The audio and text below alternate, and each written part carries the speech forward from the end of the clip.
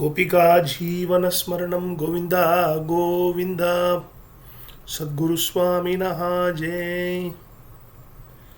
नारायणं नमस्कृत्य नरं चैव नरोत्तमं देवीं सरस्वतीं व्यासं ततो जयमुदीरयेत्। व्यासं वसिष्ठनप्तारं शक्तेर्पौत्रमकल्मषं पराशरात्मजं वन्दे शुकतातं तपोनिधिम्। व्यासाय विष्णुरूपाय व्यासरूपाय विष्णवे नमो वै ब्रह्मनितये वासिष्ठाय नमो नमः। अनन्याश्चिन्तयन्तो मां ये जनाः पर्युपासते तेषां नित्याभियुक्तानां योगक्षेमं वहाम्यहम्। वाணியை சரண் புகுந்தேன் அருள் வாக்களிப்பாள் எனதிடம் மிகுந்தேன் பேணிய பெரும் தவத்தாள் நிலம் பெயரளவும் பெயர் பெயராதாள் பூணியல் மார்பகத்தாள் ஐவர் பூவை திரௌபதை புகழ் கதையை மானியல் தமிழ்ப்பாட்டால் நான் வகுத்திடக் கலைமகள் வாழ்த்துகவே. ராம் ராம். குருநாதரோட பிரத்யக்ஷ கிருபையாலையும் சாட்சாத் ஈஸ்வர அனுகிரகத்தாலையும் மகாபாரதம் காட்டும் மாண்புகள் தொடர்ந்து 35வது வாரமாக கிருபாலுவான அந்த பகவன் ஸ்மரணையோடு நடந்துட்டுருக்கு. இன்னைக்கு மகாபாரதம் காட்டும் மாண்புகளில் துர்வாசர் பிக்ஷை அப்படிங்கிற தலைப்பில் இன்னைக்கு சத்சங்கம் பண்ண போகிறோம்.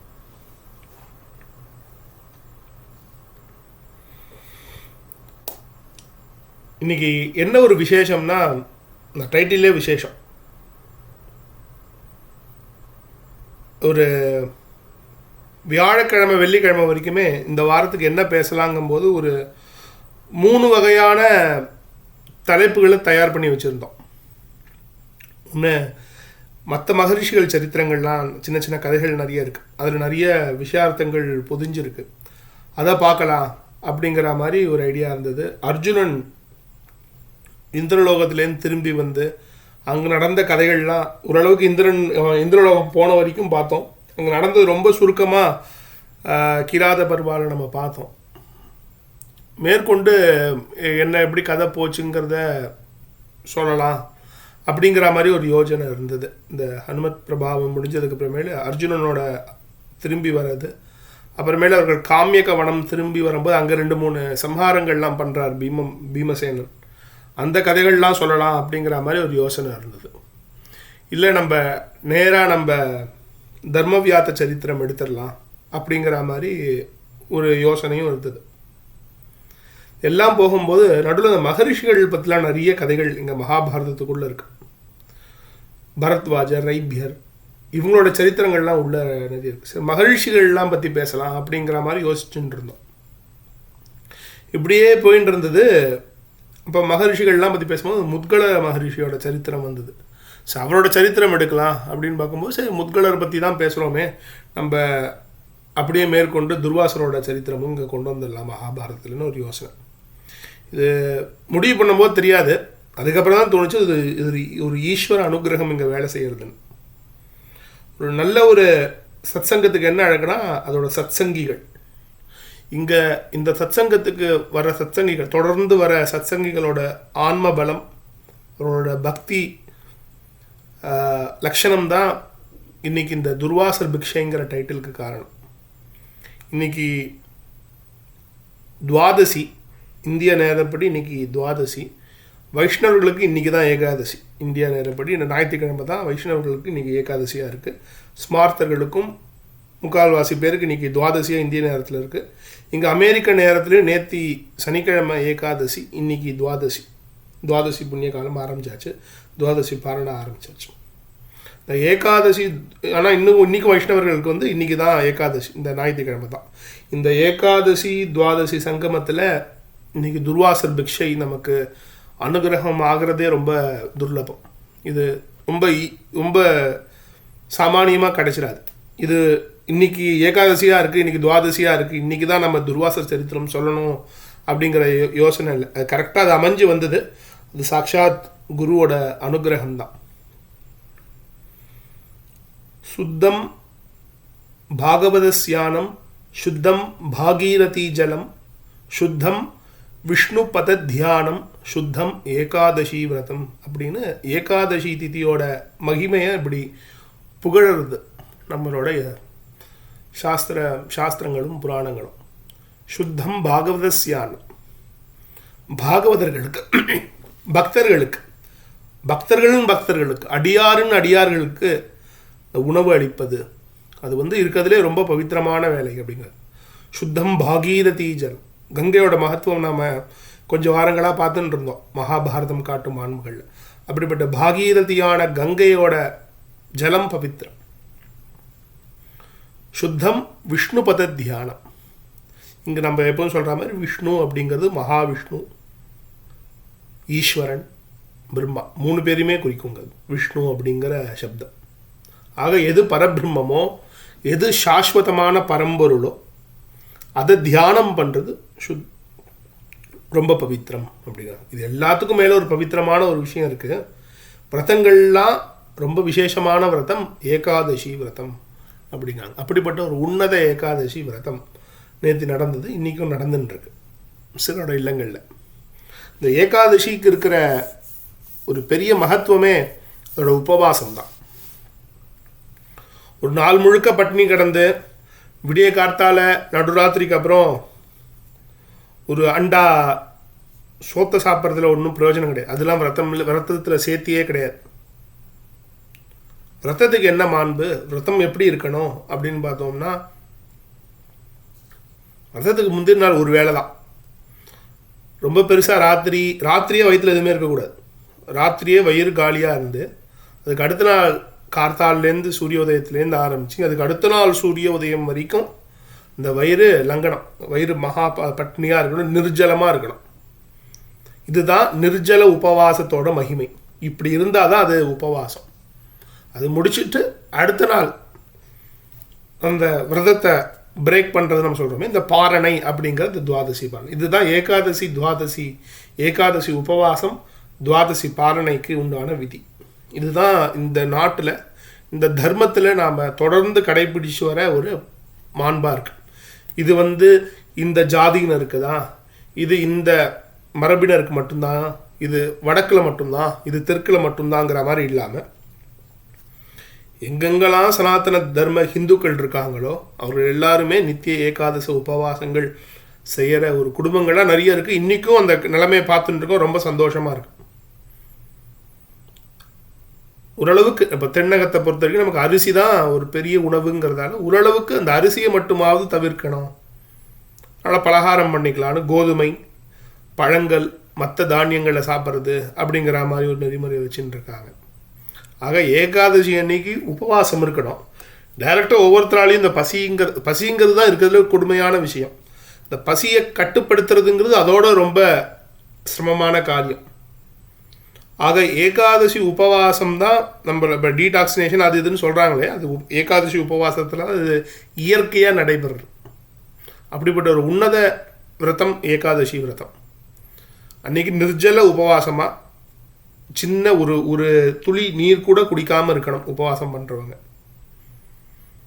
அது முடியலையா அடுத்த பட்சமாக பலகாரங்கள் மட்டுமே சாப்பிட்ற மாதிரி, அரிசி உணவுகள் இல்லாமல் மற்ற கோதுமை உணவுகள்லாம் நல்லா சாப்பிட்ற மாதிரி அது வச்சுக்கணும்.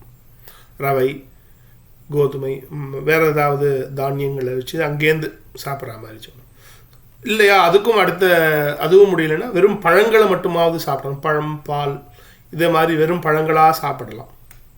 இப்படி நாமளே படிப்படியாக நம்மளை அந்த உபவாசத்துக்கு பக்கத்தில் அழைச்சிட்டு போய் அரிசியை தவிர பாக்கி எல்லாம் சாப்பிடலாங்கிற மாதிரி வச்சுட்டு உபவாசம் இருக்கலாம். அது போக போக போக நமக்கே அது நிர்ஜலத்தை நோக்கி நம்மளை அழைச்சிட்டு போகும், சாப்பிடாம இருக்கிறது.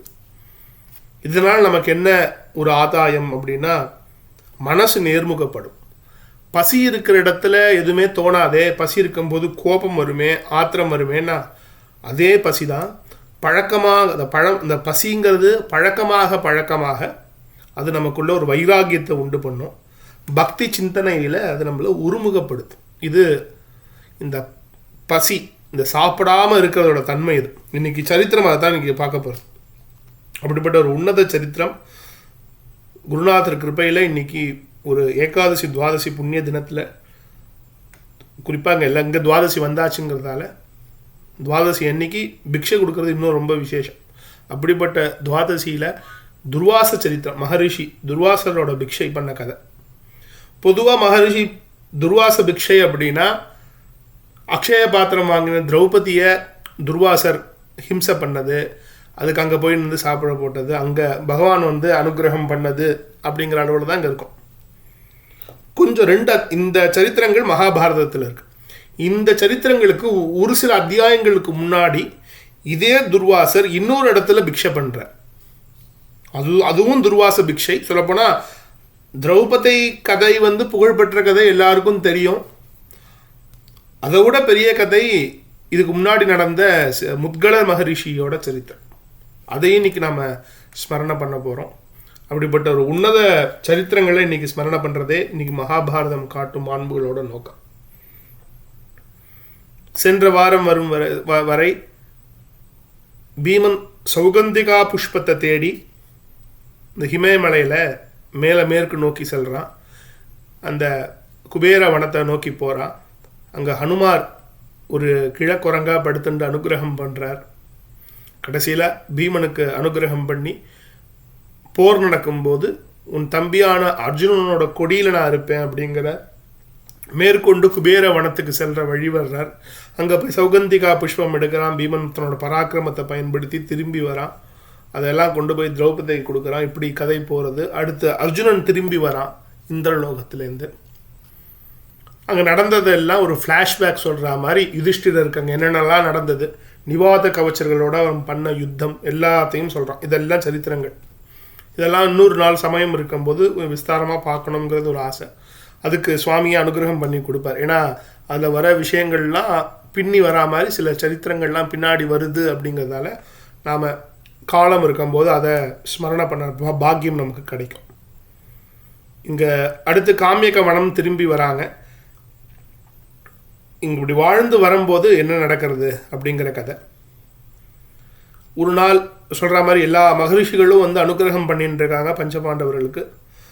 ஒரே சத்தங்கமாக போயின்னு இருக்கு. கிட்டத்தட்ட 11வது வருஷத்தில் இருக்காங்க பாண்டவர்கள். தங்களோட வனவாச காலத்தில் கிட்டத்தட்ட 11 வருஷம் கிட்டத்தட்ட முடிச்சாச்சு அவங்களோட இந்த துர்வாசர் பிக்ஷை நடக்கிற காலம்படி. இப்படி போயின்னு இருக்கிற அவர்களோட வாழ்க்கையில் ஒரு மான் கனவுல வருது. ஒரு சில மான்களோட கூட்டம் கனவுல வருது. யார் கனவுலன்னா யுதிஷ்டிரர் கனவுல கெஞ்சுறது. நீங்கள் இந்த மலை அடிவாரத்தில் உட்காந்துட்டு இங்கே எல்லா மிருகங்களையும் வேட்டையாடுறீங்க. உங்களை பார்த்து எல்லா மிருகங்களும் பயந்து ஓடுறது. அதுவும் பீமனை பார்த்தாலே எல்லா மிருகங்களும் ஓடுறது. நாங்கள் தான் கொஞ்சம் மிஞ்சி இருக்கோம். இந்த மான்கள் கூட்டம் எங்களை மட்டுமாவது உயிரோடு விட்டு வை.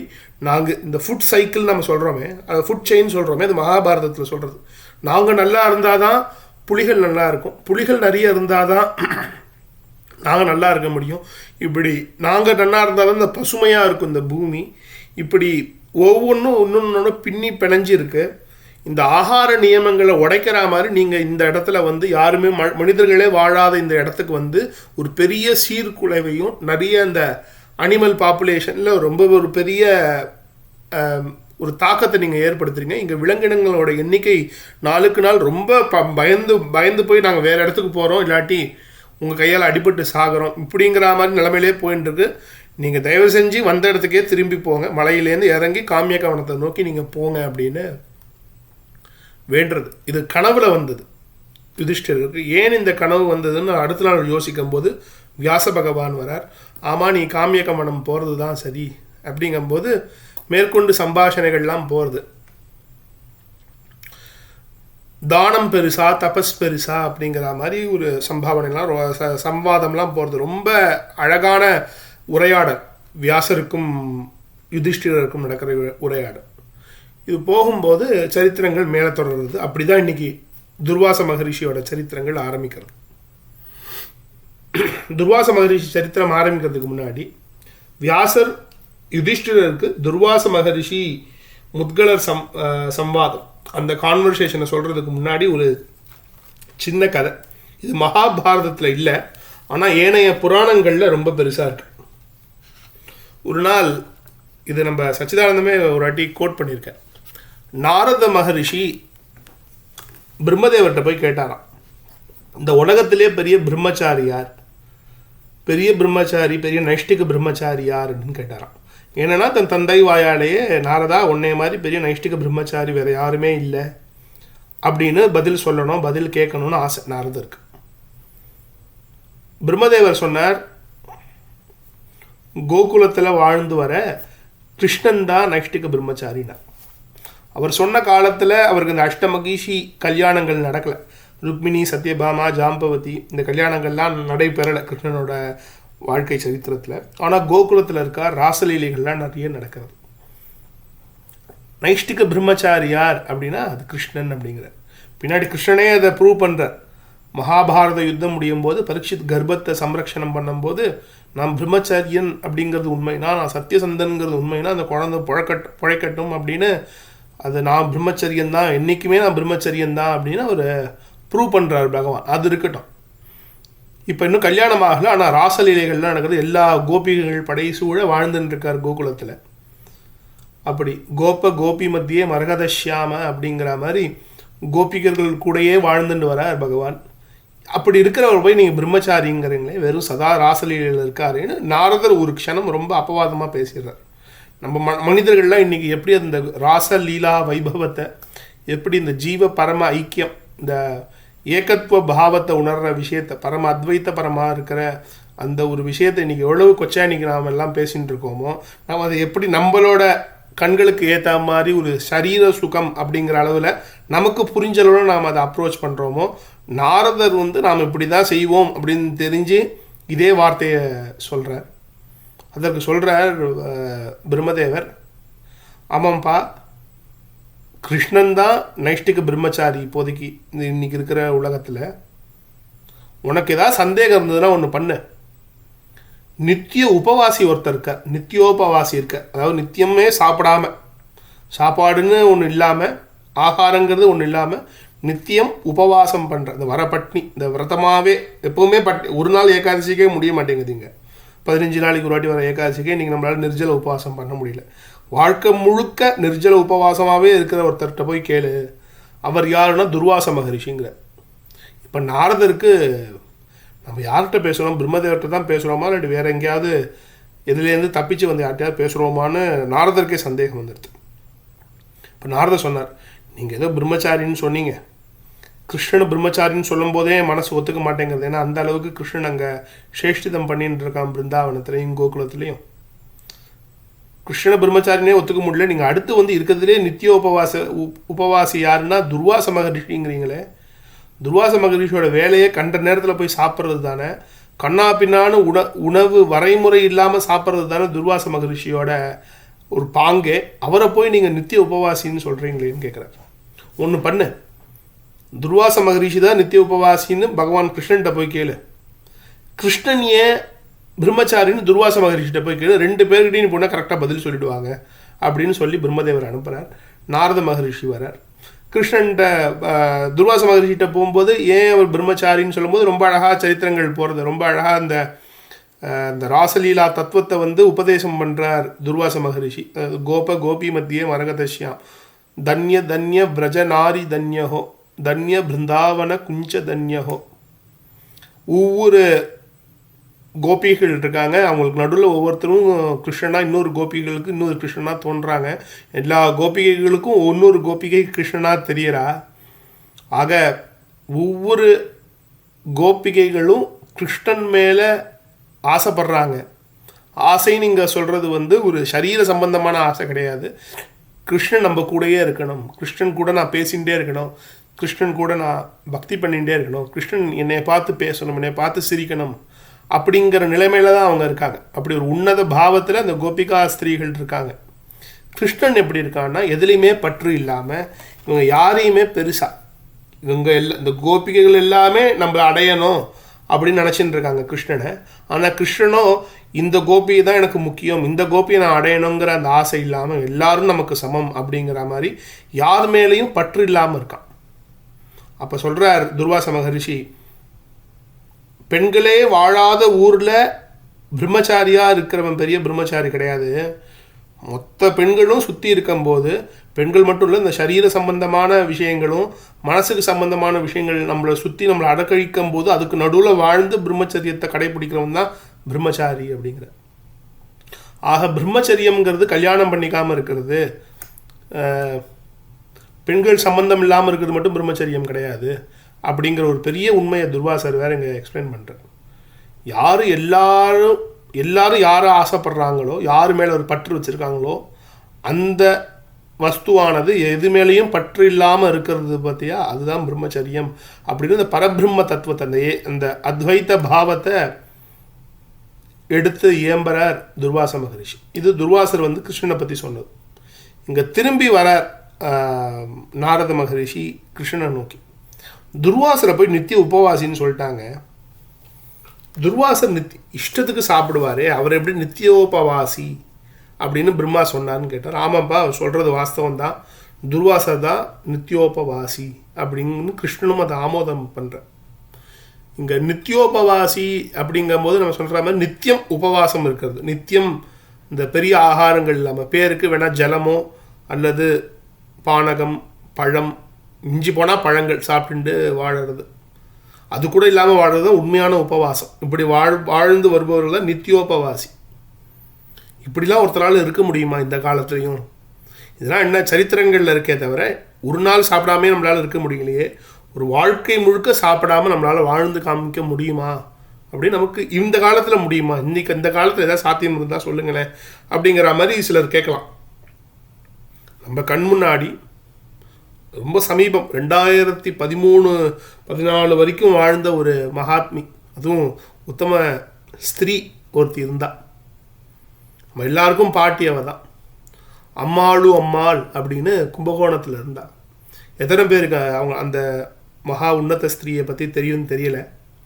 அம்மாள் அப்படின்னு ஒரு மத்வ குடும்பத்தில் பிறந்த ஒரு பெண்மணி. அவங்க கிருஷ்ணரோட சேரும்போது அவங்களோட வயது 102. அவங்க சாயுஜ்யம் அடையும் போது அவங்களோட வயது 102. கும்பகோணத்தில் வாழ்ந்து வந்தாங்க. அம்மாள் குழந்தை கிடையாது, ஒன்றும் கிடையாது. ஒரு மத்வ குடும்பத்தில் பிறந்தவங்க. கல்யாணமான சின்ன வயசுலேயே கல்யாணம் ஆகிடுறது. ஆன ஒரு சில வருஷங்களே அவங்களுக்கு வைத்தவியம் பிடித்து கொள்வது.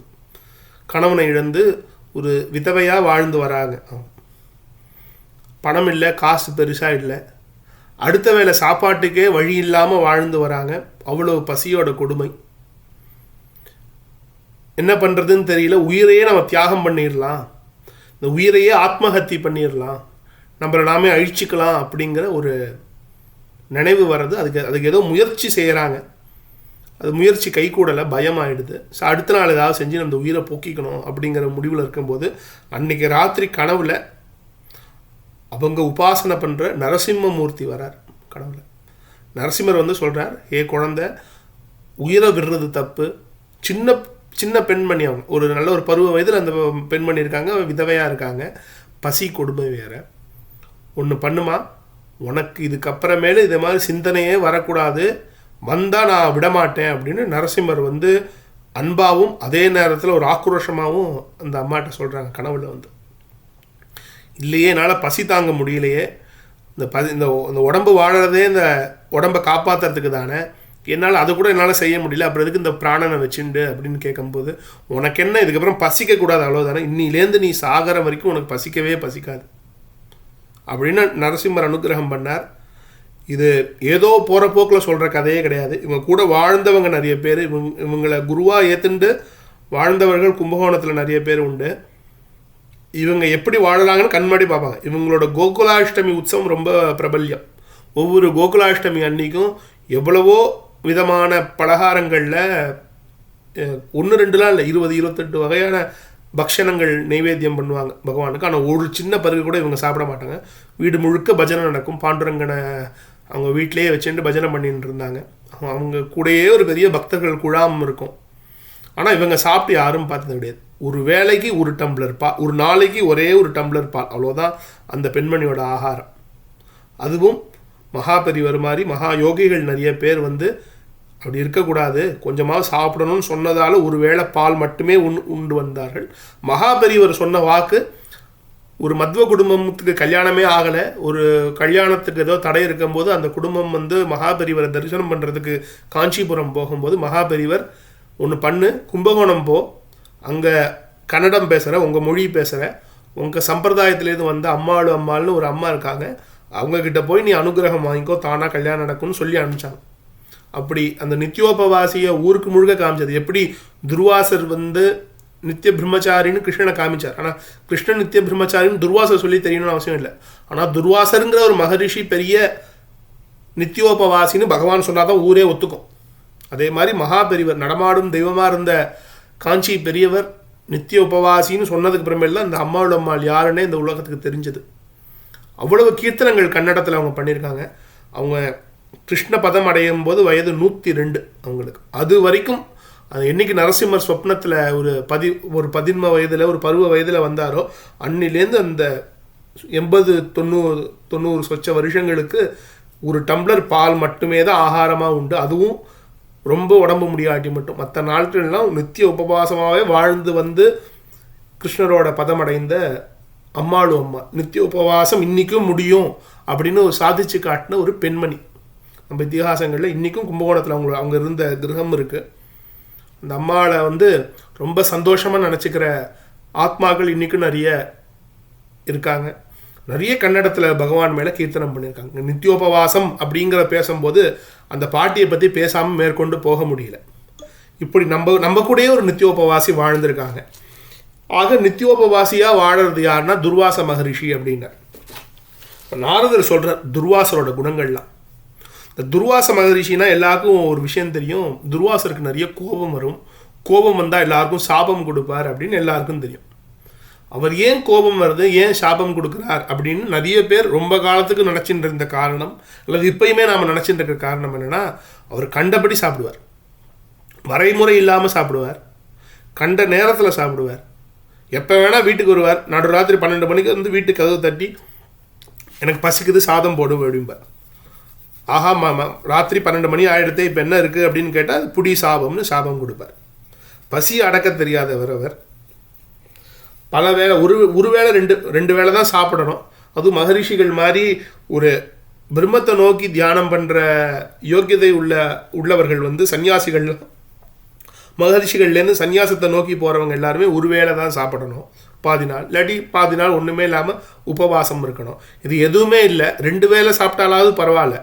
நம்மளோட சம்பிரதாயத்திலே இருக்கேன், 2 வேளை சாப்பிட்றவன் தான் சாதாரண மனுஷன், ஒரு வேளை சாப்பிட்றவன் யோகி, 2 வேளைக்கு மேலே சாப்பிட்றவன் எல்லாருமே ரோகி அப்படிங்கிறது, வியாதிக்காரங்கிறது. 2 வேளைக்கு மேலே யாரெல்லாம் ஒரு நாளைக்கு சாப்பிட்றாங்களோ அவங்க எல்லாருமே ரோகி, வியாதிக்காரன்னு நம்மளோட தர்மசாஸ்திரம் சொல்கிறது. இவர் வந்து 3 வேளை 4 வேளைலாம் கிடையாது, டயபிட்டிஸ்காரனாக கம்மியாக சாப்பிடும், அந்த அளவுக்கு ஒரு கூட இஷ்டத்துக்கு கண்ட வேலையில் சாப்பிட வேண்டியது. அது அளவுங்கிற ஒரு விஷயமே கிடையாது. துர்வாசர் மகரிஷிக்கு அள்ளி சாப்பிடுவாராம் துர்வாச மகரிஷி, ஒரு அளவுங்கிற ஒரு விஷயம் இல்லாமல் சாப்பிடுவார்.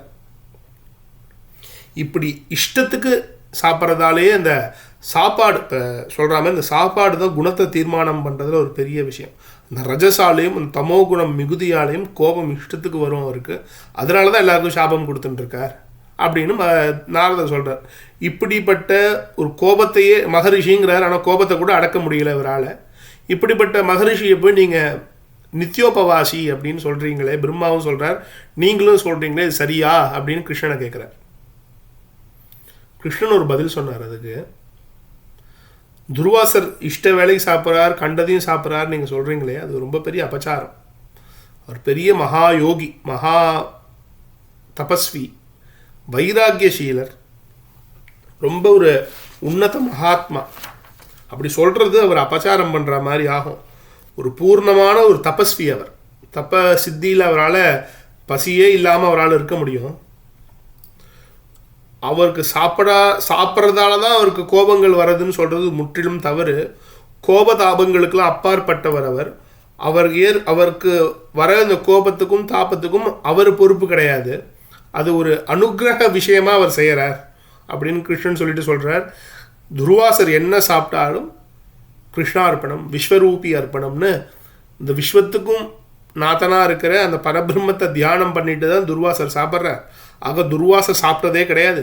துர்வாசர் சாப்பிட்ற ஒவ்வொரு உணவும் எங்கேயோ உலகத்தில் இருக்கிற எங்கேயோ ஒரு ஜீவனுங்களோட பசியை ஆற்றுறது.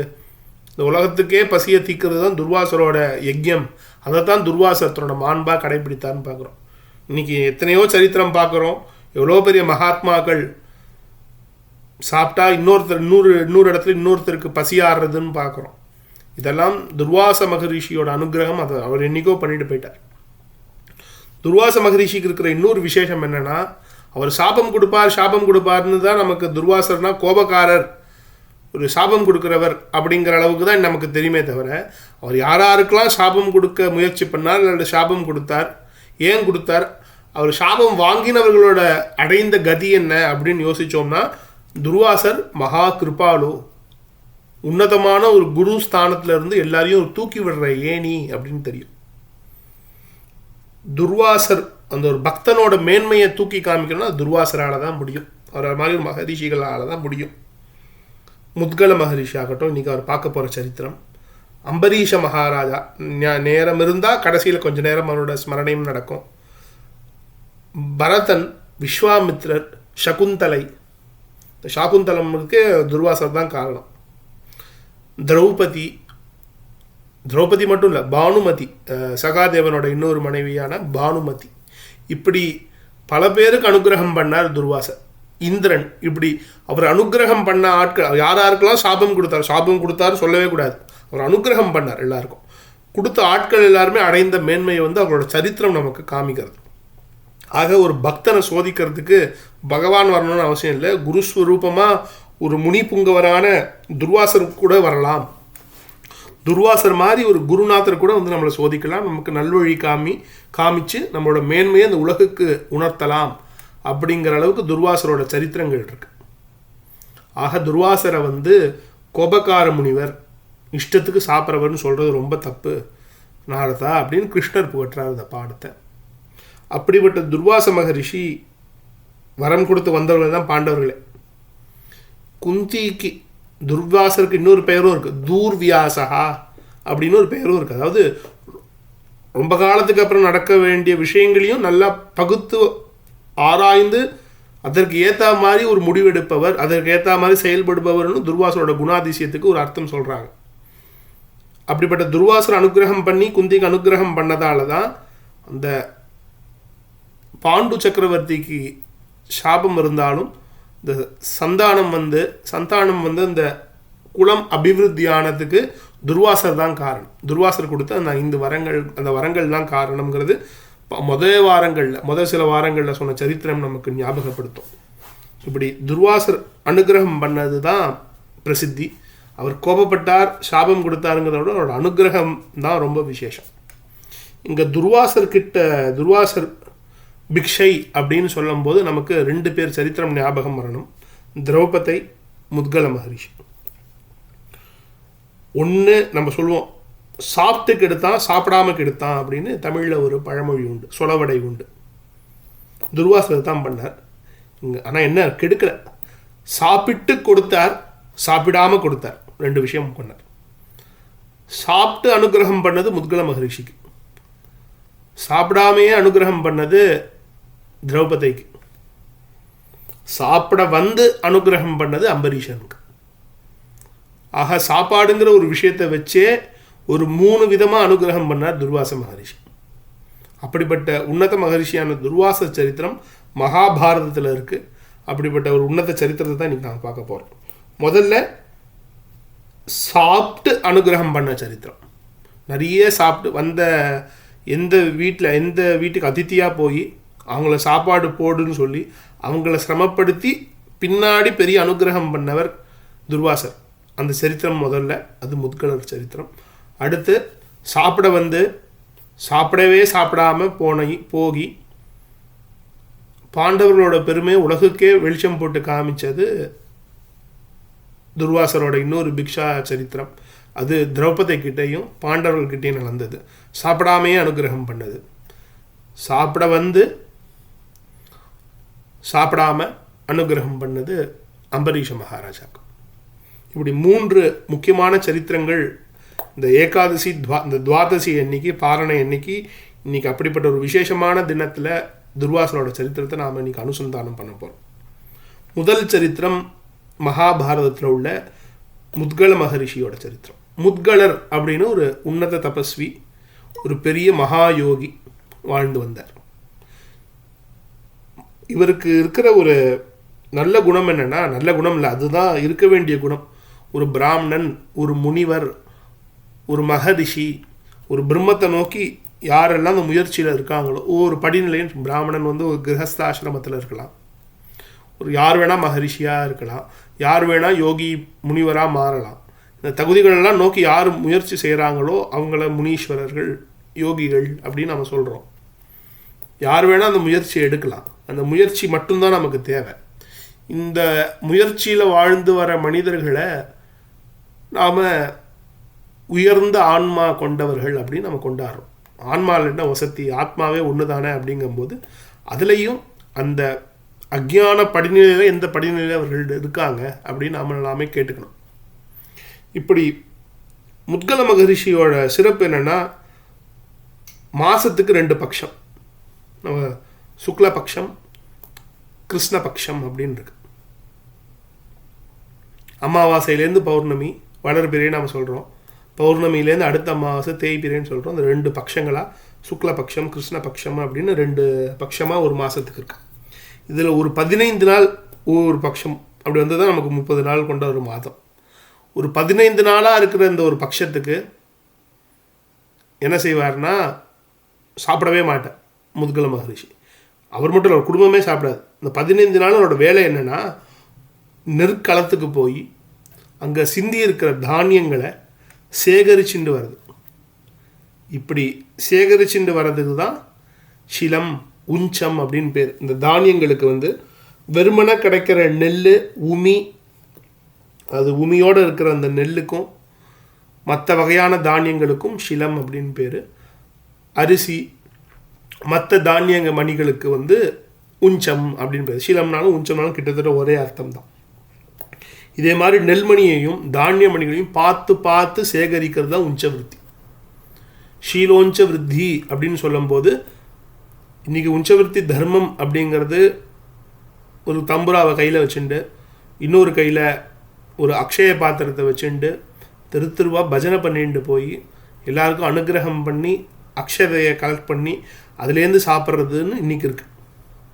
கொஞ்சம் வருஷங்களுக்கு முன்னாடி இதையே தங்களோட ஜீவனமாக வாழ்ந்த மனிதர்கள் உண்டு. இன்றைக்கி உஞ்சவிருத்தி தர்மங்கிறது ஒரு ஃபண்டு கலெக்ஷன் மாதிரி, ஒரு உற்சவத்துக்கு முன்னாடி நடக்க வேண்டிய ஒரு சம்பிரதாய சடங்கு மாதிரி இன்றைக்கி ரொம்ப கம்மியாக போயிடுது. இன்றைக்கும் உஞ்சவிருத்தி பண்ணிவிட்டு அதுக்கப்புறம் சாப்பிட்ற மகா யோகிகள், மகாபாகவதர்கள் தமிழ்நாடுல இருக்காங்க.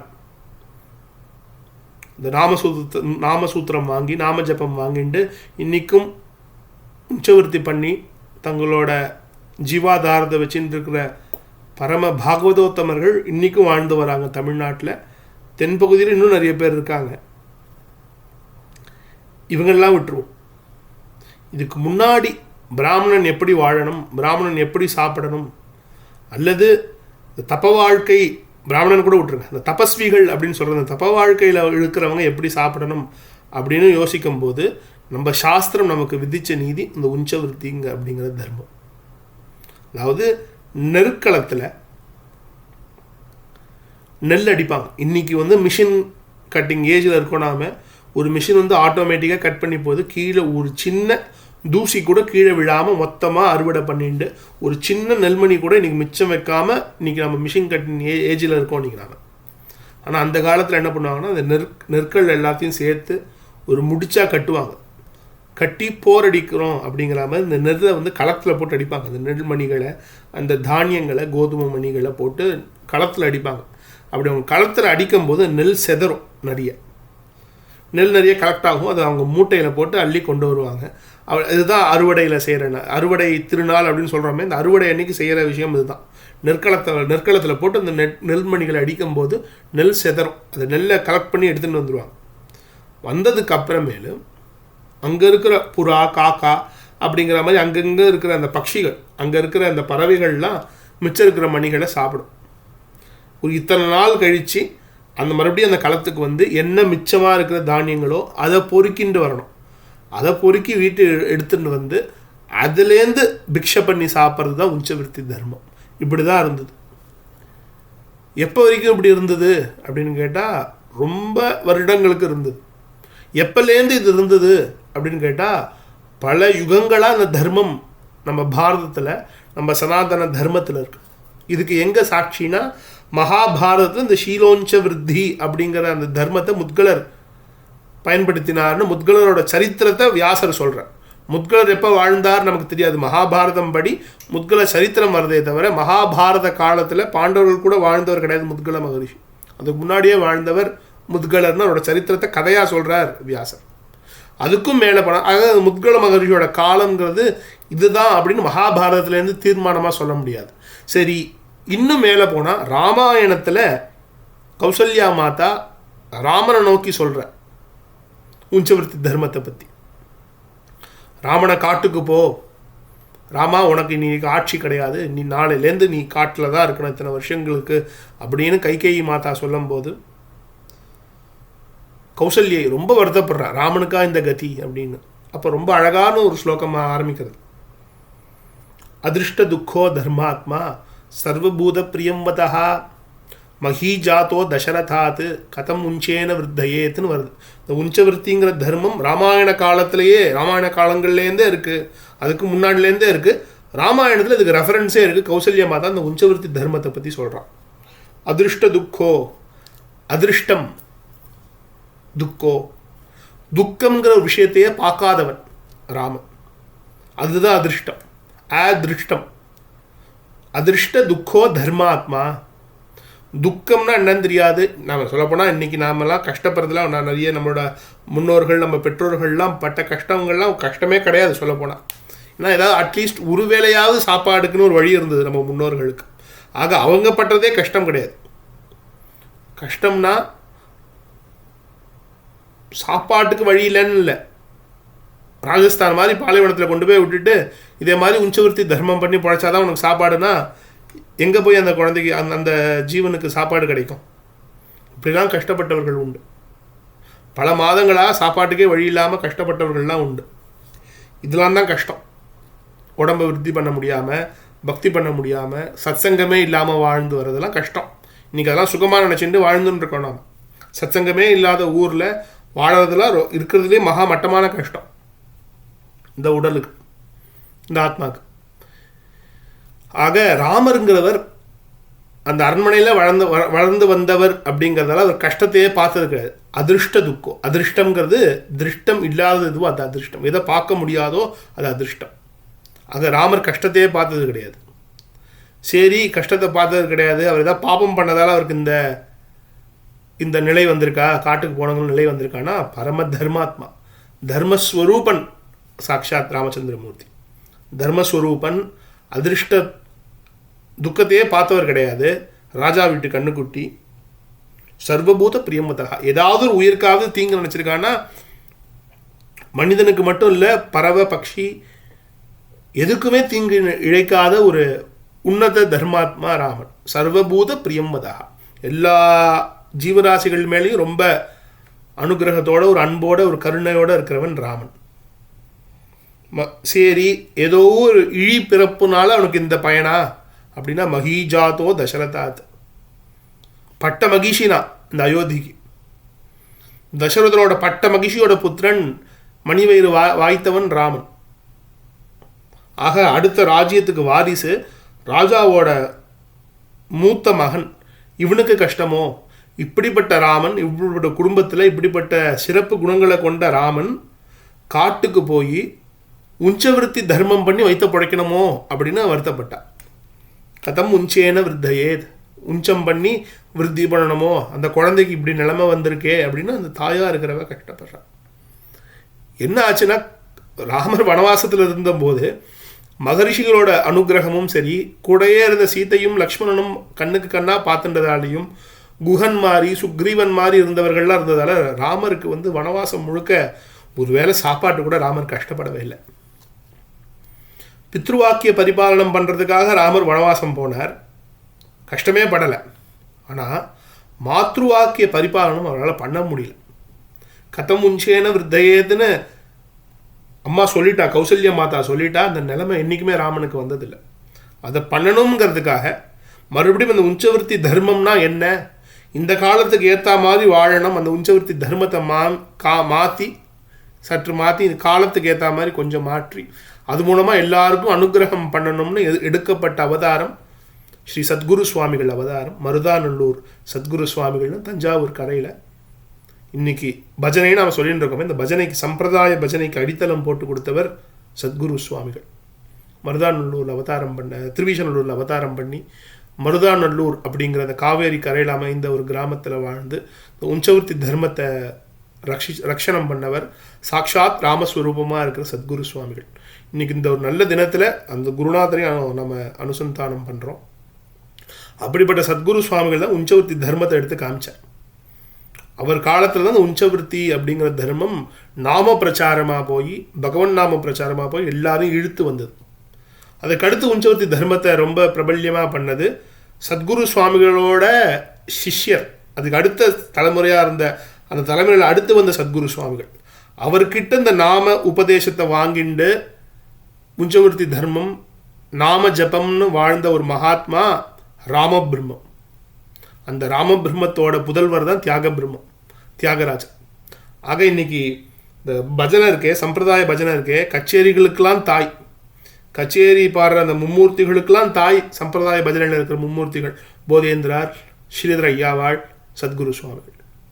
இப்படி தாய்க்கு தாயா கருணையா இன்னைக்கு நமக்கு இந்த தினகத்தில் இந்த பக்திபூர்வமாக இருக்கிற அந்த சங்கீதம் இருக்குன்னா அதற்கு சத்குரு சுவாமிகள் தான் காரணம். அப்படிப்பட்ட குருநாதரையும் இங்கே நாம் அனுசந்தானம் பண்ணுவோம். இப்போ மறுபடியும் கதைக்குள்ளே வரலாம். இந்த உஞ்சவர்த்திங்கிற தர்மம் ஒரு காலத்தில் இன்னைக்கு உஞ்சவர்த்திங்கிறது பகவன் நாமா சொல்லி தெருவாக போய் பஜனை பண்ணி நாம் அந்த உஞ்சத்தை கலெக்ட் பண்ணுறது மட்டும் இல்லாமல் மற்றவர்களுக்கும் இந்த நாம ருச்சியை ஊட்டுறது அப்படிங்கிற அளவில் இன்றைக்கி உன்னத நிலையில் இன்றைக்கி உஞ்சவர்த்தி இருக்குது. ஆனால் இதே உஞ்சவர்த்தி தர்மமானது சில யுகங்களுக்கு முன்னாடி எப்படி இருந்ததுன்னா, நெல்மணியில் இந்த நெற்களத்தில் போய் சேகரிச்சுட்டு வர நெல் மணிகளை எடுத்துட்டு வந்து அதுலேருந்து சமைச்சு சாப்பிட்றதுன்னு இருந்தது. 15 நாள் முழுக்க, ஒரு 15 நாள் ஒரு பட்சம் முழுக்க முத்கல மகரிஷி இந்த உஞ்சங்களை திரட்டுவார். இந்த ஒரு அது எப்படி திரட்டுவார்னா, துரோணம் அப்படின்னு ஒரு பாத்திரம் இருக்குது. பாத்திரத்தோட அளவு ஒரு துரோணம் அப்படின்னு பேர். அந்த பாத்திரத்துலேருந்து வந்ததால தான் துரோணர்னு துரோணாச்சாரியாருக்கு பேரே அப்படி தான் வந்தது. தொன்னை நம்ம இன்னைக்கு ஸ்டாண்ட்ஸில் சொன்னோம்னா இந்த தொன்னைன்னு சொல்கிறோமே, இந்த தொன்னையோட அளவு தான் இந்த துரோண பாத்திரத்தோட அளவு. நமக்கு தொன்னைன்னு கோவில் பிரசாதமாக இத்தினூண்டு தராங்க. இப்போ எல்லாம் பேப்பர் பிளேட்டாக போயிடுது, இப்போ பேப்பர் கப்பாக போயிடுது. ஆக இந்த தொன்னையோட அளவு தான் இந்த துரோணம் அப்படிங்கிற அந்த பாத்திரத்தோட அளவு. அந்த பாத்திரம் ரொம்ப அளவுக்கு சோளப்பொரிகளை கொண்டு வருவார், சோளத்தை கொண்டு வருவார். சோளம் அப்படிங்கிற அந்த மணிகளை கொண்டு வந்து, அந்த கான் நம்ம சொல்கிறோமே, அந்த சோள மணிகளை மட்டும் பொறுக்கி எடுத்துகிட்டு வந்து, ஏன்னா பாவம் அவர் வாழ்ந்த இடத்துல அது மட்டும்தான் அறுவடை ஆகுமோ என்னமோ, சோளத்தை நிறைய சாப்பிட்டா வைத்தால போயிடும், உடம்புக்கு சூடு வேறு. ஆனால் அதே சோளத்தையே சாப்பிட்டு உயிர் வாழ்ந்து அந்த சோளத்தை தானம் பண்ணி பெரிய சாயுஜ்யம் அடைந்தவர் முத்கலன்னு அவரோட சரித்திரம் காமிக்கிறது. ஒரு துரோண பாத்திரத்தில் சோளத்தை எடுத்துட்டு திரட்டுண்டு வருவார். கிரகத்துக்கு வந்தோடனே ஒரு 15 நாள் இதான் வேலை. 15 நாள் அவர் எண்ணத்தை திரட்டுறாரோ அதை கொண்டு அடுத்த 15 நாள் சாப்பிடுவார். எப்படி அவர் மட்டுமே சாப்பிட்ருவார், அவர் குடும்பம் மட்டுமே அதை வச்சு சாப்பிட்ருவார்னு அப்படிலாம் கிடையாது. முதல்ல யார் பிக்ஷைக்கு வராங்களோ, அதிதிகள் யாராவது இருக்காங்களான்னு பார்த்து வெளில வந்திருக்கிற அதிதிகளுக்கு கூப்பிட்டு அதிதி சத்காரம் பண்ணி அவங்களுக்கு சாப்பாடு போட்டு மிச்சம் ஏதாவது மீதம் இருந்தால் சாப்பிடுவார். அப்படிப்பட்ட உன்னத மகாத்மாவாக இந்த முத்கல மகரிஷி வாழ்ந்து வரார். 15 நாள் சாப்பாடே கிடையாது. இந்த தானியங்களை புறா சேகரிக்கிற மாதிரி சேகரிச்சுட்டு இருப்பார். சேகரித்ததுக்கப்புறம் அடுத்த 15 நாள் இதை வச்சுட்டு எல்லாருக்கும் தானம் பண்ணி, யாரெல்லாம் தான் வீட்டுக்கு வராங்களோ அவங்க எல்லாருக்குமே இந்த அமுது படைத்து அதுக்கப்புறமேலு மிச்சம் இருக்கிறத சாப்பிட்றத தன்னோட தர்மமாக வச்சு வாழ்ந்து வந்தார் முத்கல மகரிஷி. இதில் என்னென்னா, அவரோட வாழ்க்கையில் நடந்த ஒரு சிறப்பான சம்பவம் என்னென்னா, இந்த 15 நாள் அவர் கலெக்ட் பண்ணது தொன்னை அளவு உள்ள சோளம். அதை வச்சு அவர் சாப்பாடு போட ஆரம்பித்தாராம். ஒரு நாள் கிட்டத்தட்ட 100கணக்கான மகா யோகிகள் பிக்ஷைக்கு வந்துட்டாச்சு. அந்த தபஸ்விகளுக்கு பிக்ஷை பண்ணி வைக்கணும்னு ஆரம்பிக்கும் போது இந்த சோளம் குறையவே இல்லையா. அந்த பாத்திரத்துலேருந்து எடுக்க சோளங்களாக வந்தது. அதை வச்சு சாப்பாடு போட்டார். அப்படிப்பட்ட ஒரு தப்போ வலிமையும் கொண்டவர் முத்கல மகரிஷி. அவரை சோதிக்கணும், அப்படின்னு துர்வாச மகரிஷி ஒரு முடிவு பண்ணார். அந்த அவரை சோதனை பண்ணுறதுக்காக துர்வாச மகரிஷி என்ன பண்ணார்னா, அந்த 15 நாள் பட்னியாக இருக்கும்போது வரமாட்டார். 15 நாள் பட்னியாக இருந்து இந்த நெல்மணிகளை சேகரித்து வீட்டுக்கு கொண்டு வந்து அடுத்த 15 நாள் சாப்பிடலான்னு இருக்கும்போது அந்த 15 நாள் கரெக்டாக வந்துடுவார். டெய்லி நித்தியம் நேரம் தவறாமல் வருவார், கண்ட நேரத்துக்கும் வருவார், இஷ்டத்துக்கும் வருவார். துர்வாசர் வந்து எனக்கு சாப்பாடு போடும்பார். ஆஹா, துர்வாச மகரிஷி நம்ம வீட்டுக்கு வந்திருக்காரு, அவருக்கு சாப்பாடு போகிறது நம்ம பெரிய பாக்கியம்னு இருக்கிற சோளத்தை வச்சுட்டு உணவு படைப்பாங்க முத்கலரும் மனைவியும். அப்படி முத்கல மகரிஷி அதை உணவு படைத்து கொடுக்கும்போது மொத்த உணவையும் சாப்பிட்டு போயிடுவார். என்ன இருக்கோ எல்லாத்தையும் சாப்பிட்டு போயிடுவார். மேற்கொண்டு அந்த பாத்திரத்தில் வரவே வராதுங்கிற அளவுக்கு சாப்பிட்டு போயிடுவார் துர்வாச மகரிஷி.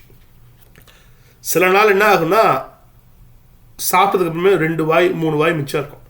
ஆஹா, மகரிஷியோட உச்சிஷ்டம், இதை சாப்பிட்டா நமக்கு இன்னும் பாக்கியம்னு முத்தல் நினச்சிட்டே இருப்பார். இதை கொஞ்சோண்டு 4 பருக்க இருக்குது, இதை சாப்பிட்டாலே நமக்கு போதும், வயிறு ரொம்பிடும் அப்படின்னு நினச்சிட்டு இருக்கும்போது, சிந்தி இருக்கிறத சாப்பிடலாம், மகரிஷி அந்த இலையில் மிச்சம் வச்சுட்டு இருக்கிறத நம்ம சாப்பிடலாம்னு நினச்சிட்டு இருக்கும்போது மிச்சம் இருக்கிற சாப்பாடு பாதி சாப்பாடு சாப்பிட்டு தன்னோட உச்சிஷ்டமாக மிச்சம் இருக்கிற இந்த சாப்பாடு எடுத்து உடம்பு முழுக்க தேய்ச்சிண்டு ஏதோ ஒரு பெரிய பித்து பிடித்தவர் போல துர்வாசரோட மனநிலையே மாறிடுமா. கோபத்தோடு வருவார் துர்வாசர். எனக்கு பசிக்குது, சாப்பாடு போடும்பார். சாப்பாடு போடும்போது சாப்பாட்டில் பாதி சாப்பிடுவார். மிச்சம் பாதியாவது நமக்கு இருக்கே அப்படின்னு சந்தோஷப்படும் போது அந்த மிச்சம் பாதியாக இருக்கிற அந்த உணவை எடுத்து தன் உடம்பு முழுக்க பூசிண்டு அவங்களுக்கு ஒன்றுமே இல்லாமல் கிளம்பிடுவார். சரி, நமக்கு இன்னைக்கு வாய்ச்சது இவ்வளவுதான் அப்படின்னு வாழ்ந்தார். அடுத்த நாளும் இதே கதை. எங்கேருந்து வராருன்னு தெரியாது, எங்கேருந்தோ வருவார், ஒரு பெரிய யோகி மாதிரி வருவார், பெரிய ஒரு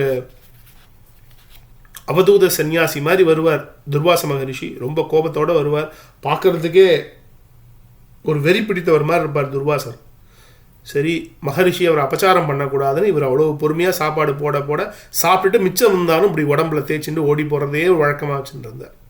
இப்படியே ஒரு பட்சம் போச்சு. சரி, பரவாயில்ல, மறுபடியும் அடுத்த பட்சத்தில் போய் தானியங்களை சேகரிக்கும். அன்றைக்கி வந்து சிரமப்படுத்தவே மாட்டார், ஏன்னா இவருக்கே வரப்பட்னி. அந்த 15 நாள் வரவே மாட்டார் துர்வாசர். அடுத்த 15 நாள் மறுபடியும் வருவார். இப்படியே போயிட்டு இருந்தது தான் எவ்வளவோ 6 காலங்களில் நடந்ததுங்கிற. 2 பட்சம் ஒரு ருத்து, ஒரு காலம். 6 சீசன்ஸ் நம்ம சொல்கிறோமே, இந்த 6 காலங்களும் சேர்ந்தது ஒரு வருடம். 6 காலத்துலேயும் இப்படி தான் நடந்தது அப்படிங்கிற. அதாவது கிட்டத்தட்ட 1 வருஷம் நித்திய பட்னி, வரப்பட்னி முத்கல மகரிஷி.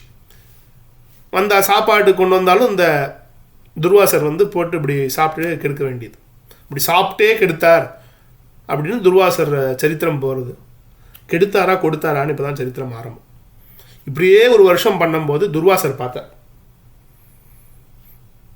பசி வந்தால் நமக்கு கண்ணாப்பினான்னு கோபம் வருது, நம்ம யாருன்னே மறக்கிறோம், ஒரு யோகி மாதிரி நம்ம வாழறதே இல்லை, பசி வந்தால் 10ம் பறந்து போகும் அப்படின்னு ஒரு சொலவடையே உண்டு. ஆக பசி வந்தால் என்ன பறக்கும் அப்படின்னா நம்மகிட்ட உள்ளே இருக்கிற இந்த உயர்ந்த ஆன்ம குணங்கள் பறந்து போகும். 10 உயர்ந்த குணங்கள் பறந்து போகிறது தான் பசியோட கோரம். சத்தியம், தானம், க்ஷமா, சீலம், ஆண்டு சம்சம், தப்போ, கிருணான் அப்படின்னு கொஞ்ச நாள் முன்னாடி பார்த்தோமே சரித்திரம், நகுஷ உபாக்கியானம். ஒரு மனிதனுக்கு இருக்க வேண்டிய ஒரு குணங்கள் சத்தியம், தானம், க்ஷமை பொறுமை, ஷீலம் நல்ல ஒழுக்கம், ஆண்டு சம்சயம் இது எல்லாமே காணாமல் போயிடும். தபம் இது எல்லாமே காணாமல் போயிடும் பசி வந்தால். ஏன்னா பசி வந்தால் குணம் இழக்க நேரிடும், மன அமைதி போகும், விரக்தி பாவம் போகும். இந்த விரக்திக்கும் விரக்திக்கும் வித்தியாசம் தெரியும். விரக்தினா எது மேலேயுமே பற்று இல்லாமல் இருக்கிறது விரக்தி. எது நடந்தாலும் நமக்கு ஒன்றும் நடக்க மாட்டேங்குதுன்னு எல்லாத்துக்கும் தன்னைத்தானே சலிச்சுண்டு எல்லாத்துக்கு மேலேயும் ஆசை வச்சுட்டு ஒன்றுத்துக்கு மேலேயும் ஆசை எடுக்க முடியாமல் இருக்கிறது விரக்தி. இன்றைக்கி நாம் சொல்கிற விரக்தி. இவன் விரக்தி அடைந்தான்னு சொல்லும்போது எல்லாத்துக்கு மேலே பற்று வைக்கிறான், அது எதுவுமே கிடைக்க மாட்டேங்கிறதும் போது எனக்கு மனசில் அந்த விரக்தி, தோத்துட்டோம் அப்படிங்கிற அந்த தன்மை ஏற்படுறது, அது விரக்தி. ஆனால் இந்த விரக்தி அப்படிங்கிற தன்மைக்கு என்ன அர்த்தம்னா எது மேலேயும் பற்று இல்லாமல் அவ்வளோதானே விட்டுரு அப்படிங்கிற மாதிரி இருக்கிற தன்மை தான் விரக்தி சுபாவம். விரக்தி பாவத்தில் இருக்கார், மனம் ரொம்ப அமைதியாக இருக்குது, கோபம்ங்கிறது ஒரு சின்ன விஷயம், கோபங்கிறது எட்டியே பார்க்கலையே, சாப்பாடை நானே கஷ்டப்பட்டு சேகரிச்சுட்டு வந்தேனே, இந்த சாப்பாடை இப்படி போட்டு நாசம் பண்ணுறியேன்னு ஒரு சின்ன கோபம் கூட வெளில தெரியலனா கூட பரவாயில்ல, மனசுக்குள்ளேயாவது தோன்றுருச்சானா இல்லையா. மனசை ஊடுருவி துர்வாசரை பார்க்கும்போது அந்த கோபமே தெரியலை. சூது இல்லை. சரி ரைட்டு, நாளைக்கு நம்ம ஊருக்கு போயிடலாம், இன்றைக்கி வீட்டில் இருந்தால் தானே துர்வாசர் வந்து சாப்பிடுவார், நாளைக்கு நம்ம வீட்லேயே இல்லை ஊருக்கு போயிட்டோன்னு கதவை பூட்டிட்டு உள்ளே உட்காந்து சாப்பிடலாம் அப்படிங்கிற மாதிரி கபட குணங்கள் இல்லை. இந்த சூதுவாதுங்கிற தன்மையே மனசில் இல்லை முத்கலருக்கு. ஆக மன அமைதியோடு இருக்கார், பக்தி பாவத்தில் இருக்கார், கோபம் இல்லை, சூது இல்லை, இழிந்த உணர்வு இல்லை. ஏன்டா அப்படி நம்மளை தாலியாக இருக்கிறாருன்னு மகரிஷியை ஒரு நாள் கூட சபிச்சதோ மனசால நினச்சது கூட கிடையாது. எப்போ ஒரு வரும்போதும் இந்த இன்முறுவல் பூர்த்த முகத்தோட சாப்பாடு போடுறார் முத்கல மகரிஷி. அந்த இன்முகமானது முகத்தில் மட்டும் அந்த சிரிப்பு இல்லை, மனசுலேயும் அந்த சிரிப்பு இருக்குது, அந்த சந்தோஷம் இருக்குது. உணர்ச்சியில் ஆட்படலை. இவ்வளவு குணமும் அவரால் அசைக்கவே முடியல. இது எல்லாமே பசி வந்தால் பத்தும் பறந்து போகுங்கிறது இந்த குணங்கள் தான். இதில் ஒரு குணத்தை கூட துர்வாசரால் தொடக்கூட முடியல. ஊடுருவி பார்த்தார், முடியவே இல்லை. இந்த பசியோட வேட்கை வந்து நேர்மையை துரத்தும். முதல்ல பசி வந்தால் பத்தும் பறந்து போகுங்கிறதுல பெரிய குணம் நம்மக்கிட்ட போகிறது நல்ல ஒழுக்கம். ஒழுக்கத்தையும் காட்டிலும் நேர்மை. பசி அப்படிங்கிற ஒரு இப்போ இன்னைக்கு எந்த கிரிமினல் வேணால் எடுத்துக்கோங்களேன், எந்த ஒரு தப்பு பண்ணவர்களும் கேட்டால் 190% சொல்கிறது நான் கோபத்தால் பண்ணேன், தன்னிலை மறந்து பண்ணேன்னு சொல்லுவார்கள். அதுக்கும் காரணம் என்னன்னு கேட்டால் பசியால் பண்ணேன் அப்படிமா. பசியோட கோரம் அத்தகையது, யாரை வேணால் எந்த அளவுக்கு வேணால் பாப்பம் பண்ண வைக்கும். நேர்மையை துரத்தும். பொறுமை கம்ப்ளீட்டாக காணா போகும் பசி வந்தால். நல்ல குணம் காணா போகும். அறிவு புத்தி, எவ்வளவோ படிச்சிருப்பாங்க, எவ்வளவோ விஷயம் தெரிஞ்சிருக்கும், பசி அப்படின்னு ஒரு வேலை வந்தால் வாயிலேருந்து என்ன வார்த்தை வரும்னு தெரியாது, அந்த அளவுக்கு சுடு சொற்களை சொல்லுவாங்க. அப்படி இந்த பசிங்கிற விஷயம் எல்லாத்தையும் போக்கடிக்கும். இந்த ஒரு குணம் கூட அவரால் போக வைக்க முடியல. ஆக பசி வந்தால் நேர்மையை துரத்தும், பொறுமையை இழக்கும், அறிவை இழக்க வைக்கும். பசியோடு சேர்ந்து வர்றது என்னென்னா அந்த சுவைக்கு அடிமையாகிறது தான் பசிக்கு இருக்கிற இன்னொரு ரொம்ப ஒரு பெரிய ஒரு கப்பட்ட குணம். ஒரு சுவைக்கு பழகிய நாக்கு அந்த சுவை திருப்பி கிடைக்கணுங்கிறதுக்காக கஷ்டப்படும். ஆக பசிக்கிறது நிறைய பேர் சொல்கிறது என்னென்னா சுவையான உணவு இல்லைங்கிறது வேறு மட்டும் இல்லை, அவங்களுக்கு பிடித்தமான உணவு இல்லை அப்படின்னு போகிறது. சுவை மனிதனை வந்து உணவு நோக்கியே அழைச்சிட்டு போகும். இந்த உணவுங்கிற விஷயம்தான் இந்த பிராணனை வச்சுன்னு இருக்கு. இந்த அன்னமய கோஷம்னு சொல்கிற மாதிரி உணவாலேயே உண்டான உடம்பு. நம்ம அந்த நிலைமையில முக்கால்வாசி மனிதர்கள் இருக்கோம். சோத்துக்காகவே வாழணும். இந்த சோற்றால் அடித்த பிண்டங்கள்னு சொல்கிறது நம்மளை சொல்கிறதுக்கு கம்ப்ளீட் சாட்டிஸ்ஃபேக்ஷன் நம்ம பண்ணிட்டு இருக்கோம். அந்த சோத்தால் அடித்த பிண்டங்களால் தான் நீங்கள் நிறைய மக்கள் வாழ்ந்துன்னு வந்துட்டு இருக்காங்க. சோத்துக்காகவே உடம்பு வளர்க்குறது, சாப்பிட்றது, தூங்குறது, மறுபடியும் சாப்பிட்றதுக்காகவே தான் வாழறது. நம்ம இன்றைக்கே நம்ம எதை கேட்டாலும் சம்பாதிக்கிறதுலாம் எதுக்கு சார், ஒரு வயது வேலை சாப்பிட்றதுக்கு தானே அப்படின்னு இந்த சாப்பாடு மேலே இருக்கிற அந்த காதல் அளவிட முடியாது. ஆனால் இந்த குணங்கள் எதுவுமே முத்கலர்கிட்ட இல்லை. மாறா அவர்கிட்ட என்னென்னலாம் இருந்ததுன்னு சுய கட்டுப்பாடு இருந்தது. இந்த தப்போபலம் மட்டும் இல்லை, மனோபலம் இருந்தது. அவர் தப்போபலம் இருந்ததால தான் அந்த ஒரு துரோண சோளத்தை வச்சுட்டு ஊருக்கே சமைச்சார். ஆனால் எத்தனை பேர் வந்தாலும் இந்த சோளத்தை வச்சு நான் சாப்பாடு போடுவேங்க அந்த மன உறுதி, இந்த மனோபலம் இருந்தது. நீதி, இந்த சத்தியமும் தர்மமும் நேர்மையும் கூடயே இருந்தது. புலன் அடக்கம், மன அடக்கம் இருந்தது. தப்பான விஷயத்துக்கு எதுவும் போல மனசால கூட நிந்திக்கலை. நம்மளாக இருந்தால் அவருக்கு சோத்தோடு சேர்த்து வேறு எதாவது வச்சு வேறு கொடுத்துருப்போம். இவர் அதே மாதிரி எந்த அபச்சாரமும் பண்ணலை. இந்த கருணை, எல்லா உயிர்கிட்டையும் கருணை இருந்தது. அதனால தான் துர்வாச மகரிஷி சாப்பிட்டு மிச்சத்தை உடம்புல தேய்ச்சிட்டு யாருக்குமே சாப்பாடு இல்லைன்னு கிளம்பும்போது கூட ஏதோ ஒரு குழந்தை பண்ணுற சேஷ்டித்தம் மாதிரி அந்த குழந்தை என்ன பண்ணாருன்னு எப்படி எடுத்துப்பாரோ அதே மாதிரி சிரிச்சுட்டே எடுத்துப்பாரா முத்கலர். ஒரு பெரிய வைராகி, ஒரு பெரிய கோபியை வந்து உடம்பு முழுக்க சாதத்தை தேய்ச்சிட்டு போகிறாருன்னா, நம்ம வீட்டில் ஒரு குழந்தை சாப்பிட சொல்லும் போது அந்த குழந்தை சாப்பாடு எடுத்து தான் உடம்பு முழுக்க தேய்ச்சிட்டா எப்படி நம்ம மனசுக்குள்ள ஒரு ஆனந்தம் பிறக்குமோ அப்படி ஒரு ஆனந்தம் பிறக்குமா முத்கலருக்கு ஒவ்வொரு வாட்டியும் துர்வாசரை பார்க்கும்போது. வருஷம் முழுக்க இதே தான் துர்வாசருக்கு வேலை. வருஷம் முழுக்க இந்த ஆனந்தத்தை பார்த்து ரசிச்சுட்டு ரொம்ப சந்தோஷமாக இருந்தார் முத்கலர். நல்ல ஒழுக்கம் இருந்தது. இவ்வளவு குணங்களும் இருக்குல்ல உன்னால், உனக்கு நான் அனுகிரகம் பண்ணுறேன், உன்னை சோதனை பண்ணுறதுக்காக நான் வந்தேன் முத்கலா, ஆனால் என்னையே நீ தோக்கடிச்சிட்ட, உனக்கு அனுகிரகம் பண்ணுறதுக்காக தான் இந்த ஒரு வருஷமும் உன்னை போட்டு இந்த பாடாப்படுத்தினேன், உன்னை இந்த பூத உடலோட நான் சொர்க்கத்துக்கு அனுப்புகிறேன் அப்படின்னா, இந்த பூத உடலோட நீ சொர்க்கம் போவ அப்படின்னு சொன்ன நேரத்தில் ஒரு தேவகணம், ஒரு தேவதூதன் கிளம்பி வந்தார். முத்கலர் நமஸ்காரம் பண்ணி, முத்கலர் ஸ்தோத்திரம் பண்ணி, தேவரீர் நீங்கள் வண்டியில் ஏறிக்கணும், அப்படியே நீங்கள் சொன்ன நேரத்தில் கொண்டு போய் கண்ணை மூடி கண்ணை திறக்கிறதுக்கும் நான் சொர்க்கத்தில் கொண்டு போய் உங்களுக்கு நிறுத்த போகிறேன், கொஞ்சம் இதுக்கப்புறம் வேஸ்ட்டே பண்ணாதீங்க காலத்தை, உடனே வண்டியில் ஏறுங்க அப்படின்னு கூப்பிட்றாரு. இவருக்கு ரொம்ப நம்மளாக இருந்தால் முதல்ல வண்டி எடுத்து துர்வாசத்துலேருந்து எஸ்கேப் ஆகும்னு நம்ம கிளம்பி போகிறதுல தான் நாம குறியாக இருப்போம். ஆனால் முத்கலருக்கு அந்த இடத்துல அறிவு வேலை செஞ்சு இந்த இந்த சம்வாதம் நடந்து, வாங்க வண்டியில் ஏறுங்க சொர்க்கம் போகலாம் இப்படின்னு சொன்னார்ல. இது எத்தனை வார்த்தைன்னா 7 வார்த்தை சொன்னாராம் அந்த தேவதூதன். இந்த 7 பாதம் 7 அடி கூட நடந்தால் நண்பர்னு நாம் திரௌபதி சரித்திரமும் பார்த்தோம், முன்னாடி மகாபாரத சரித்திரங்களையும் பார்த்தோம். அதை தான் நீங்கள் சப்தபதி அப்படின்னு நம்மளோட கல்யாணத்தில் இருக்கிற திருமண பந்தமாக இருக்குதுன்னு பார்த்தோம். 7 அடி எடுத்து வச்சு நடந்தால் மட்டும் நண்பன் கிடையாது, 7 வார்த்தைகள் பேசினாலே நண்பன். யாருக்கு? இதே மாதிரி உன்னத தபஸ்விகளுக்கு. இதை முத்கலரே இந்த இடத்துல சொல்கிறார். 7 பாதம் நடக்கிறது இல்லை, 7 பதம் பேசினாலே நண்பன் அப்படிங்கிறார். ஏன்னா அந்த பாதம்ங்கிற சொல் நடக்கிறதுக்கும் பயன்படும், இந்த சொல் அளவுக்கும் பாதம் அப்படிங்கிற வார்த்தை பயன்படும். தமிழ்லையும் சம்ஸ்கிருதத்துலையும் இதே தான். இந்த பாத அப்படிங்கிற அந்த வார்த்தைக்கு அர்த்தம் நடக்கிற அளவு, பேசுகிற அளவுக்கும் இந்த பாதம் அப்படி பதம் பாதம் அப்படிங்கிற அந்த 2 வார்த்தைகளும், பதம்ங்கிறது இங்கேருந்து வந்தது தான். தமிழ்லையும் பதத்துக்கு தான் அர்த்தம், சம்ஸ்கிருதத்துலேயும் பதம் அப்படிங்கிற சொல்லுக்கு இதுதான் அர்த்தம். ஆக இந்த 7 வார்த்தைகள் பேசினதால நீ எனக்கு நண்பன் ஆகிட்ட. இந்த 7 வார்த்தை நீ சொன்னியே நண்பன் அப்படின்னு அவனை கன்சிடர் பண்ணுறேன்.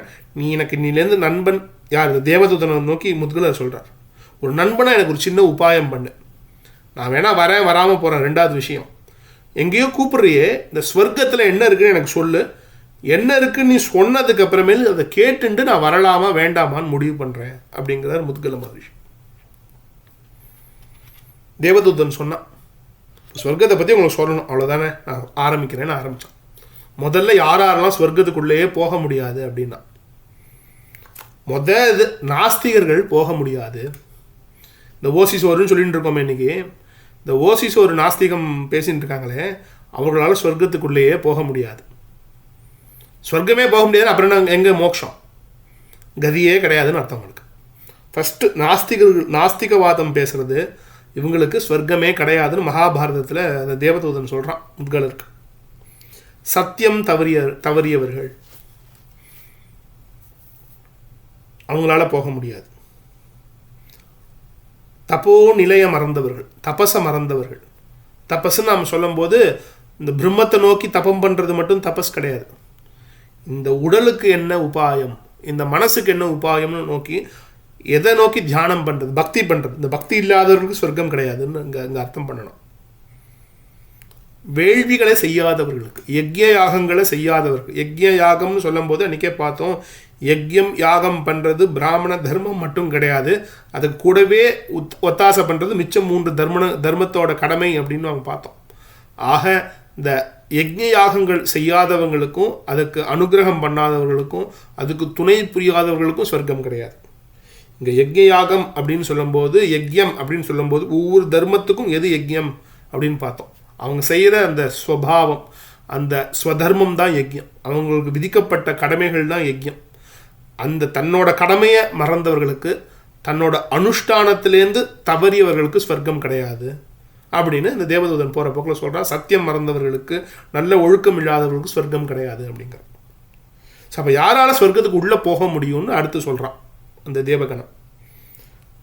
இந்த சத்தியம் தர்மம் படி வாழ்கிறவனுக்கு, இந்த புலனடக்கம், நல்ல தானம் கொடுக்குறவங்க. அது தானம் எப்படி கொடுக்கணும்னா, இந்த தானம் கொடுத்தா எனக்கு 1 லட்சம் தானம் கொடுத்தா எனக்கு 1 கோடி வரும் அப்படிங்கிற மாதிரி யோசனை இல்லாமல், இந்த தானம் கொடுக்கறதே 4 பேர் நல்லா இருக்கணும், இந்த தானம் கொடுக்கறதே நம்மகிட்டேருந்து மற்றவங்களுக்கு தாரித்திரம் போகணும், இந்த தானத்தால் ஒரு பயன் உண்டாகணும்னு எந்த ஒரு பயனை எதிர்பார்க்காத மாதிரி ஒரு லோகக்ஷேமத்துக்காக அல்லது மற்றவங்களுக்கு ஒரு நல்லது நடக்கணும் அப்படிங்கிற ஒரு நல்ல முனைப்போட, அல்லது இந்த தானம்க்கும் எனக்கும் சம்பந்தம் இல்லை அப்படிங்கிற மாதிரி இந்த பற்றற்று இருக்கிற நிலைமையில் கொடுக்கறது தான் தானம். தானம் அப்படிங்கிற வார்த்தைக்கு இதுதான் அர்த்தம். இன்றைக்கி நாம் தானம் சொல்கிறது எல்லாமே தானத்தில் சேர்த்தியே கிடையாது, நாம் காமியார்த்தமாக பண்ணிட்டு இருக்கோம். அதெல்லாமே தானங்களில் இருந்தாலுமே அது எல்லாத்துக்கும் ஒரு பலன் இருக்குது. அந்த பலனை எதிர்பார்த்து நாம் பண்ணிட்டு இருக்கோம் அந்த தானங்களை இன்றைக்கி நான். ஆக தானம் பண்ணுறவன் கடைசியில் போரில் வடுவாங்கி உயிரிழப்பவன் இருக்கு. இந்த வீர ஸ்வர்க்கம் வீரமரணம் சொல்கிறோமே, நாட்டுக்காக இன்னுயிர் நீக்கிற ஒவ்வொருத்தருக்கும் ஸ்வர்க்கம் நிச்சயம்னு இந்த இடத்துலையும் காமிக்கிறது. இதெல்லாம் செய்கிறவங்களுக்கு ஸ்வர்க்கம் இருக்குது அப்படிங்கிற. சரி, இப்போ யார் ஸ்வர்க்கத்துக்கு உள்ளே வர முடியும், யார் வர முடியாதுன்னு சொல்லிட்டு சந்தோஷம். இப்போ என்னை நீ ஸ்வர்க்கத்துக்கு கூப்பிட்ற, ஸ்வர்க்கத்தில் என்ன இருக்குது என்ன இல்லை அதை எனக்கு சொல்லும் முதல்ல அப்படிங்கிற முதுகல மகரிஷி. என்ன இல்லைன்னு சொல்கிறேன், அதுதான் லிஸ்ட்டு பெருசுன்னு ஆரம்பிக்கிறேன். பசி கிடையாது, தாகம் கிடையாது, சோர்வுங்கிற விஷயம் கிடையாது, அச்சம் பயம் கிடையாது, அமங்கலமான வஸ்து எதுவுமே கிடையாது, அருவருப்புங்கிறது கிடையவே கிடையாது, துக்கம் கிடையாது, மூப்பு இந்த உடம்பு மூப்பு அடையிறது இந்த மூப்புங்கிற ஒரு விஷயமே கிடையாது, முதுமை கிடையாது, எல்லாத்துக்கும் மேலே உழைப்பே கிடையாது. நீ உழைக்கவே வேண்டாயா, வந்து சும்மா ஜம்முன்னு உட்காரு போதும், உழைப்பே கிடையாது. பின் இறக்கம்னு தமிழில் ஒரு அழகான ஒரு வார்த்தை உண்டு. பின் இறக்கம் அப்படின்னா என்ன தெரியுமா? ஒருத்தருக்கு நாம் சிரமம் கொடுத்துட்டோம், ஏதாவது ஒரு சின்ன வகையில் நாம் ஒருத்தருக்கு நாம் தீங்கு இழைச்சிட்டோம். தீங்கு இழைச்ச பின்னாடி நம்ம மனசு வந்து ஆஹா அவருக்கு நாம் தீங்கு இழைச்சிட்டோமே அப்படின்னு நினைக்குது. பார்த்தீங்களா? ஒரு தப்பு பண்ணிட்டோமே, நாம் இதை இப்படி பண்ணியிருக்கலாமேன்னு மாற்றி யோசிக்கிறதே மனம். அது நல்லதாக இருந்தாலும் சரி தப்பாக இருந்தாலும் சரி. இந்த இடத்துல 5 ரூபா போட்டதுக்குள்ள 50 ரூபா போட்டிருக்கலாமே அப்படின்னு நல்லமாகவும் யோசிக்கிறத குணங்களாகவும் இருக்கட்டும். இதே மாதிரி இந்த தப்பை நம்ம தெரியாமல் பண்ணிட்டோமே, இதை பண்ணாமல் நம்ம தவிர்த்துருக்கலாமேன்னு யோசிக்கிற அந்த குணம், அந்த குணமே கிடையாதுங்கிறான். எப்படி நல்லது நல்லதோ கெட்டதோ நடந்ததை எண்ணி பார்த்து இதை இப்படி சரி பண்ணியிருக்கலாமேன்னு நினச்சி மனசு கஷ்டப்படுற குணமே கிடையாதுங்கிறான். சொர்க்கத்தில் இல்லை அந்த குணம். வேர்வை வராது, உடம்புலேருந்து துர்நாற்றம் வராது, உடம்புலேருந்து கழிவும் வெளியேறாது.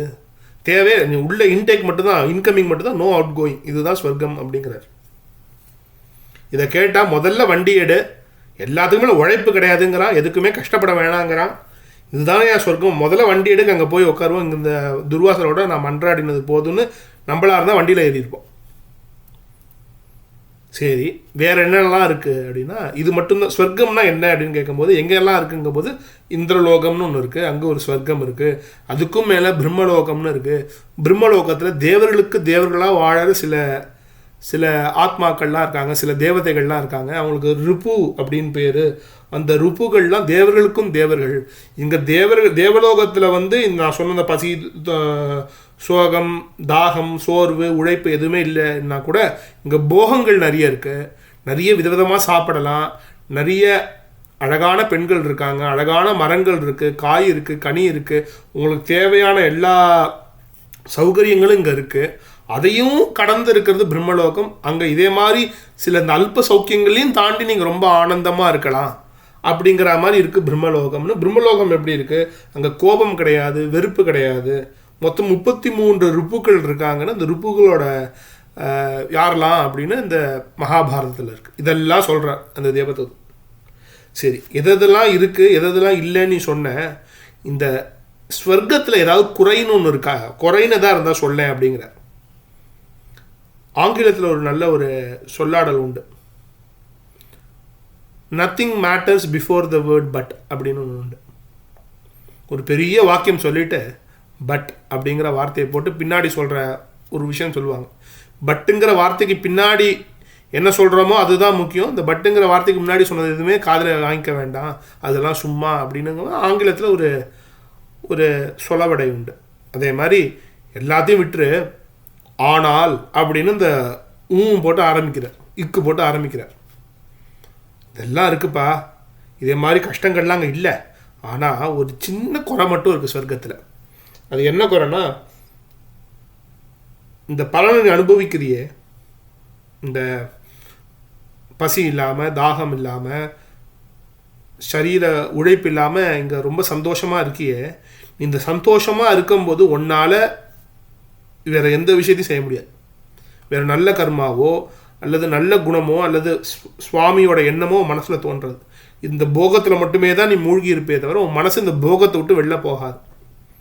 உன்னால் பக்தி பண்ண முடியாது, உன்னால் சொர்க்கத்தில் உட்காந்து ஒரு நல்ல விஷயத்தை வாசிக்க முடியாது, உன்னால் ஒரு ராமநாமா கூட சொல்ல முடியாது சொர்க்கத்தில் உட்காந்துட்டு. இந்த போகம், இந்த சுகவாழ்வு நிரந்தரமே கிடையாது. இது ஃபைனைட், இது ஒரு நிலையானது இல்லை. இதுக்கு ஒரு அளவு இருக்குது. நீ எந்த அளவுக்கு ரீசார்ஜ் பண்ணியிருக்கியோ அந்த அளவுக்கு இங்கே சொர்க்கத்தில் போகத்தை அனுபவிப்ப.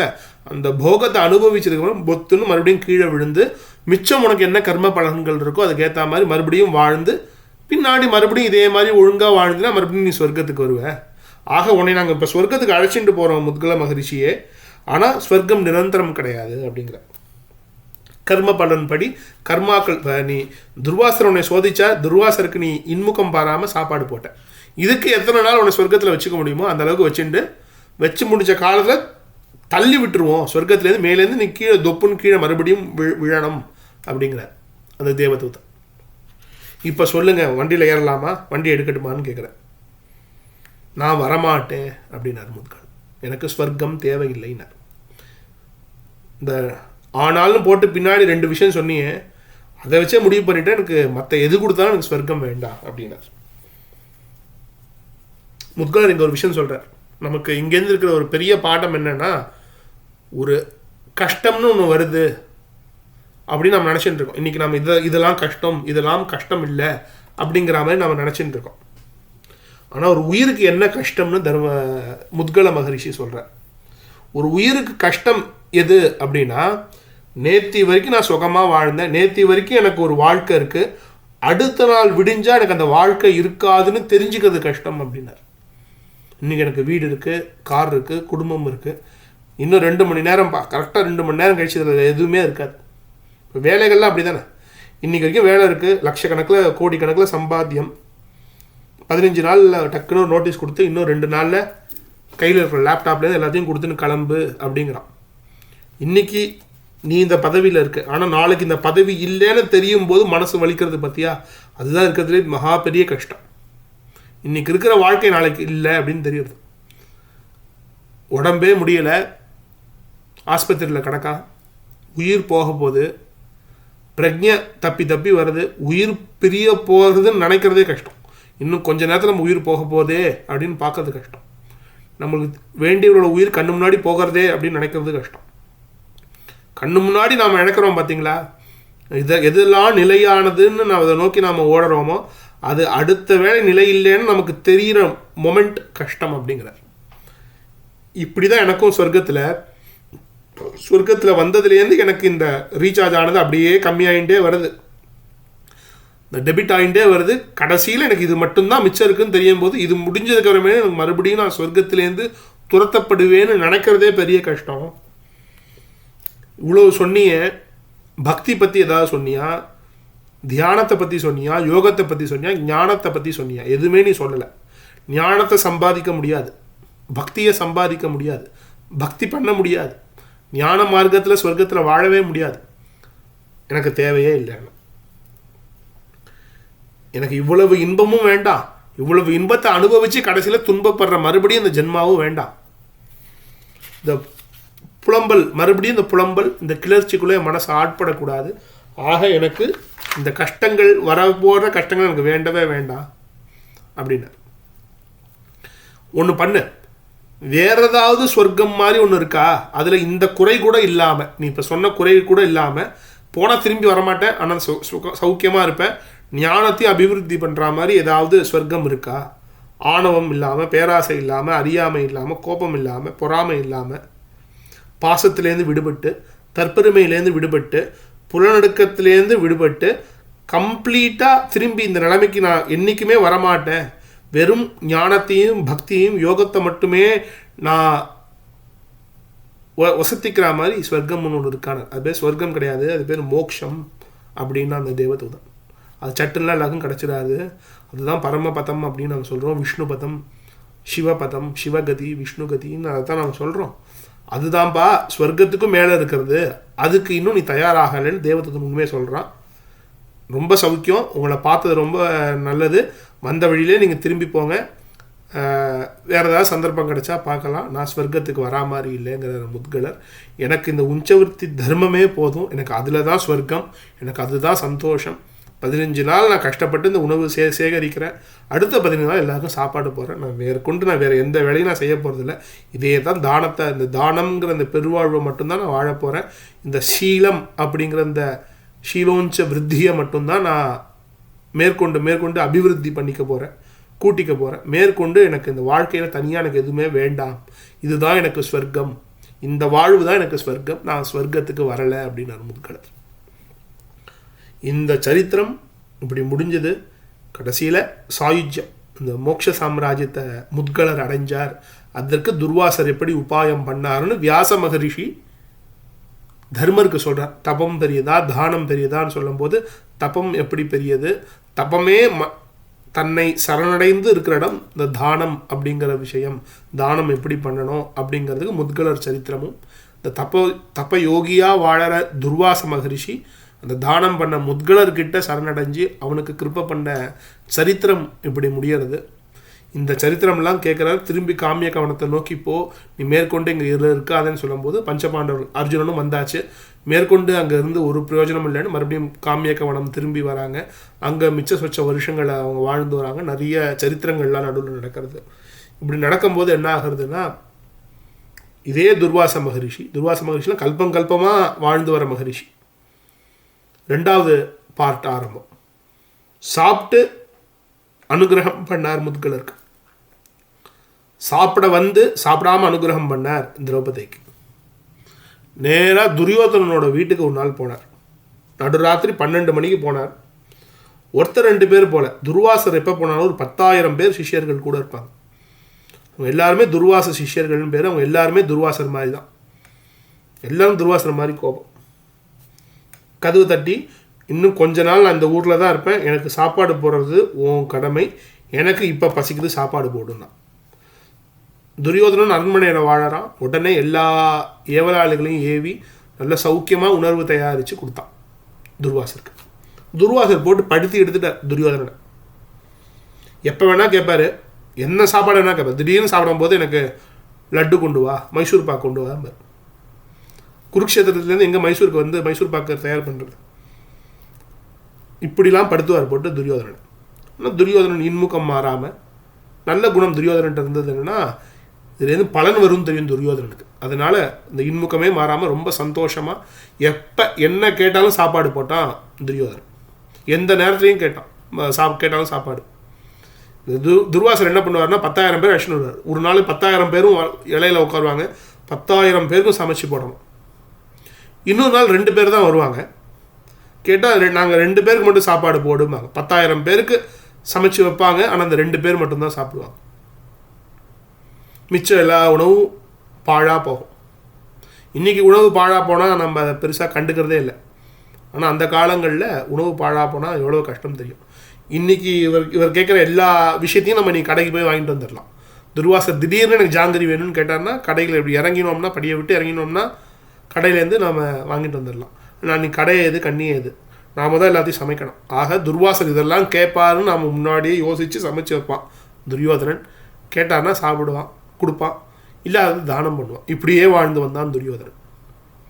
சில நாளில் 10,000 பேரில் ஒருத்தரோ 2 பேரோ மட்டும்தான் வருவாங்க. நான் வரல, என்னோட ஒரே சிஷ்யன் அனுப்புகிறேன், அவனுக்கு மட்டும் சாப்பாடு போட்டு அனுப்புவார் அப்படிம்பார். 10,000 பேர் சமைச்ச உணவு வேஸ்ட் ஆகுதேன்னு நினச்சிட்டு இருக்கும்போது அந்த ஒருத்தனே 10,000 பேருக்கு உண்டான உணவை சாப்பிட்டுட்டு போவான் துர்வாசரோட சிஷ்யன். இப்படியெல்லாம் போட்டு பாடாப்படுத்தினார். ஆனால் இன்முகம் மாறாமல் துரியோதனன் உபசரணை பண்ணான் துர்வாச மகரிஷி. துர்வாசருக்கு மனசு ரொம்ப சந்தோஷம்.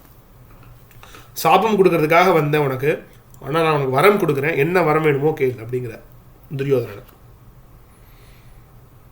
சும்மா சொல்லக்கூடாது. யார் துரியோதனன்?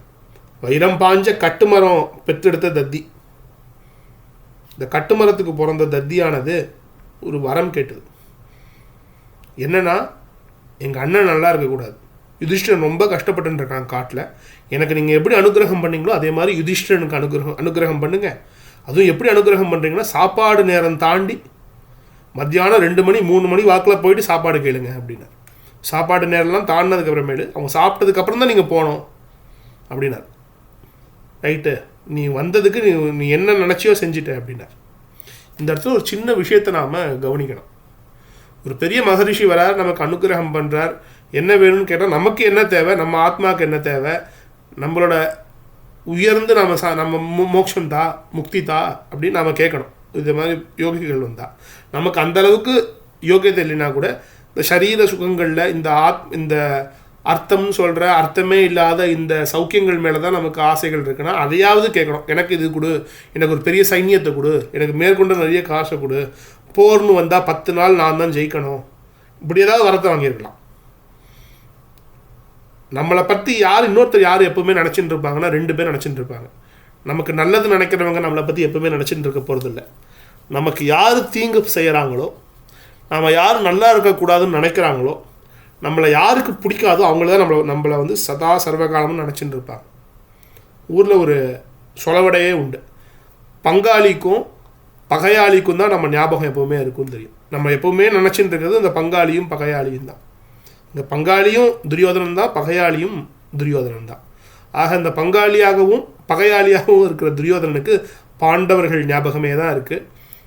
எங்கே போனால் இந்த பாண்டவன் இன்றைக்கி என்ன பண்ணியிருப்பான், கஷ்டப்பட்டுன்னு இருக்காங்க காட்டில், அடுத்த வேளை சாப்பாட்டுக்கு இல்லை, எந்த நேரத்தில் எந்த அசுரன் வந்து கடித்து தின்ன போகிறாங்கிற அளவில் வாழ்ந்துட்டு இருக்காங்க. அப்படிப்பட்ட பஞ்சபாண்டவர்கள் என்ன கஷ்டப்படுறாங்களோ, எங்கே இருக்கானுங்களோ, என்னெல்லாம் பண்ணுவாங்களோ அப்படிங்கிற மாதிரியே தான் யோஜனை துரியோதனனுக்கு.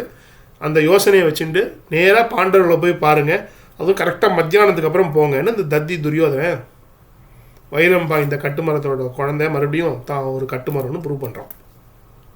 இந்த இடத்துல துர்வாசர் நினச்சிட்டார், ரைட்டு வந்ததுக்கு நல்ல வேலையை காமிச்சிட்டேன், நான் அதே மாதிரியே பண்ணுறேன், போய் பஞ்சபாண்டவர்களை பார்க்க போகிறேன்னு போகிறேன். இது துர்வாசர் கிளம்பி போனார். அங்கே அக்ஷய பாத்திரம் இருக்குங்கிறது துரியோதனனுக்கும் தெரியும். அங்கே ஒரு அக்ஷய பாத்திரம் இருக்குது. மத்தியானத்துக்கு அப்புறம் சாப்பாடு சாப்பிட்டதுக்கப்புறம் போனீங்கன்னா அக்ஷய பாத்திரத்துலேருந்து சாப்பாடு வராது. அதனால் மத்தியானத்துக்கு அப்புறம் போனால் அவங்க அப்பயும் அவங்களுக்கு சமைச்சு போடுவாங்க, அவங்களுக்கும் அனுகிரகம் பண்ணுங்கன்னு அனுப்புகிறார். நீங்கள் மட்டும் தனியாக போகாதீங்க, இந்த 10,000 பேரும் சேர்ந்து போங்க, அக்ஷய பாத்திரத்துலேருந்து சாப்பிட்றதே ரொம்ப பெரிய பெருமை, அங்கே போய் சாப்பிடுங்கன்னு அனுப்புகிறேன். எல்லாம் கிளம்பி போயாச்சு. இந்த இடத்துல ஒரு ஒரு ஒரு சின்ன விஷயம் ஞாபகம் வருது. சில பேர்லாம் இருக்காங்க, அன்னதானம்னா என்னன்னே தெரியாது. ஊருக்கு ஒரு நல்ல ஊர், அந்த ஊரில் வந்து நிறைய கோவில்கள் இருக்குது, நல்ல ஒரு புண்ணிய தீர்த்தம் இருக்குது, ஒரு புண்ணிய நகரம் அது அந்த ஊர். அந்த ஊருக்கு வரவங்களுக்கு எல்லாருக்குமே சாப்பாடே தேவையில்லை, ஏன்னா அந்த ஊரில் நிறைய மட்டங்கள் இருக்குது, அது சாப்பாடு போட்டு. நீ ஒரு மட்டம் நடத்துகிற, நீ ஒரு கோவில் நடத்துகிற, அல்லது நீ அங்கே அந்த ஊரில் வாசம் பண்ணுற, உன்னோட முதல் கடமை என்னென்னா அந்த ஊருக்கு யாத்திரைக்கு வர ஒவ்வொருத்தருக்கும் சாப்பாடு போட வேண்டியது உன்னோட முதல் கடமை. சாப்பாடு போடலைனாலும் பரவாயில்ல, நல்ல சாப்பாடு எங்கே கிடைக்கும்னு காமிக்கலாம். ஆனால் அதையே தொழிலாக வச்சுட்டு யார் வந்தாலும் அங்கே போய் சாப்பிடுங்க, அந்த மடத்தில் போய் சாப்பிடுங்க, அந்த கிரகத்தில் போய் சாப்பிடுங்க, இந்த 2 வீடு தள்ளி இருக்கிற வீட்டில் போய் சாப்பிடுங்க, எப்போ வந்தாலும் சாப்பாடு போடுவாங்கன்னு சொல்லி அனுப்பிகிட்டே இருந்தால் அதோட பெரிய பாப்பி யாருமே கிடையாது. இந்த க்ஷேத்திர பாப்பி அப்படிங்கிறவர்கள் வந்து என்ன அர்த்தம்னா, க்ஷேத்திரத்தில் வாழ்ந்து அந்த திவ்ய க்ஷேத்திரங்களுக்கு போகாதவர்கள் மட்டும் க்ஷேத்திர பாப்பி இல்லை, இந்த க்ஷேத்திரங்களில் வாழ்ந்து ஒவ்வொருத்தர் கூட ஒரு வேளை சாப்பாடு போடாமல் இருக்காம தெரியுங்களா, அவனும் க்ஷேத்திர பாப்பி அப்படின்னு நம்ம தர்மசாஸ்திரம் சொல்கிறது. ஒருவேளை சாப்பாடு போடாமல் இருந்தால் கூட பிரச்சனை இல்லை, நல்லா சாப்பாடு போகிறவனை மேற்கொண்டு கஷ்டப்படுத்துகிற மாதிரி செய்யாதவர்கள் எல்லாரும் செய்யாமல் இருக்கணும். இன்னொருத்தன் என்ன அந்த தானம் பண்ணிட்டு இருக்கானா அவனை மேற்கொண்டு சிரமப்படுத்துகிற மாதிரி யாரெல்லாம் காரியம் பண்ணுறாங்களோ அவங்க எல்லாருமே க்ஷேத்திர பாபிகள் அப்படின்னு சொல்கிறது. இப்படி நிறைய பேர் இப்படி வாழ்ந்து வராங்க இன்றைக்கி இந்த பூமியில். ஆக துர்வாசர் கானகம் வரார், காட்டுக்குள்ளே வரும்போது பஞ்சபாண்டவர்களை பார்க்குறார். 10,000 பேரையும் நான் அழைச்சிட்டு வந்தேங்கிறார்.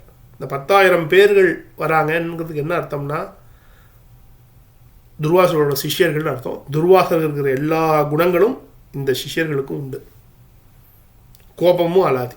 ஆக 10,000 பேரையும் மனசு கோணாமல் நடந்துக்கணும், எப்போ என்ன சாப்பாடு கேட்டாலும் போடணும். இப்போதைக்கு வந்துட்டு எனக்கு முதல்ல பசிக்கிறது சாப்பாடு போடுங்கிறார்.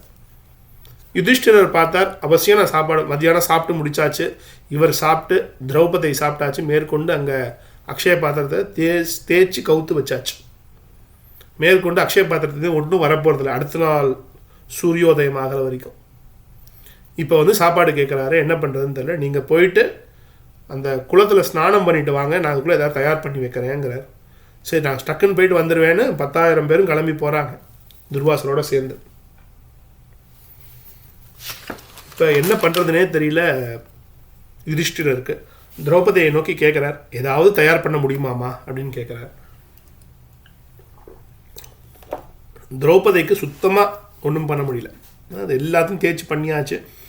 இதுக்கப்புறம் விறகு வெட்டி சுள்ளி பொறுக்கி மறுபடியும் காய் கனி பழங்களை கொண்டு வந்து சமைக்க ஆரம்பித்தாலும் குறைஞ்சது இவ்வளோ நேரம் ஆகும். அது வரைக்கும் துர்வாசர் பசி தாங்க மாட்டார். இன்றைக்கி நம்ம கதி அதோ கதின்னு எல்லா பஞ்சபாண்டவர்களும் கஷ்டப்பட்டு மனசை வேதனைப்படுறாங்க. இந்த இடத்துலையும் திரௌபதியை காமிக்கிற மாண்பு என்னென்னா, இப்போ சொல்கிற மாதிரி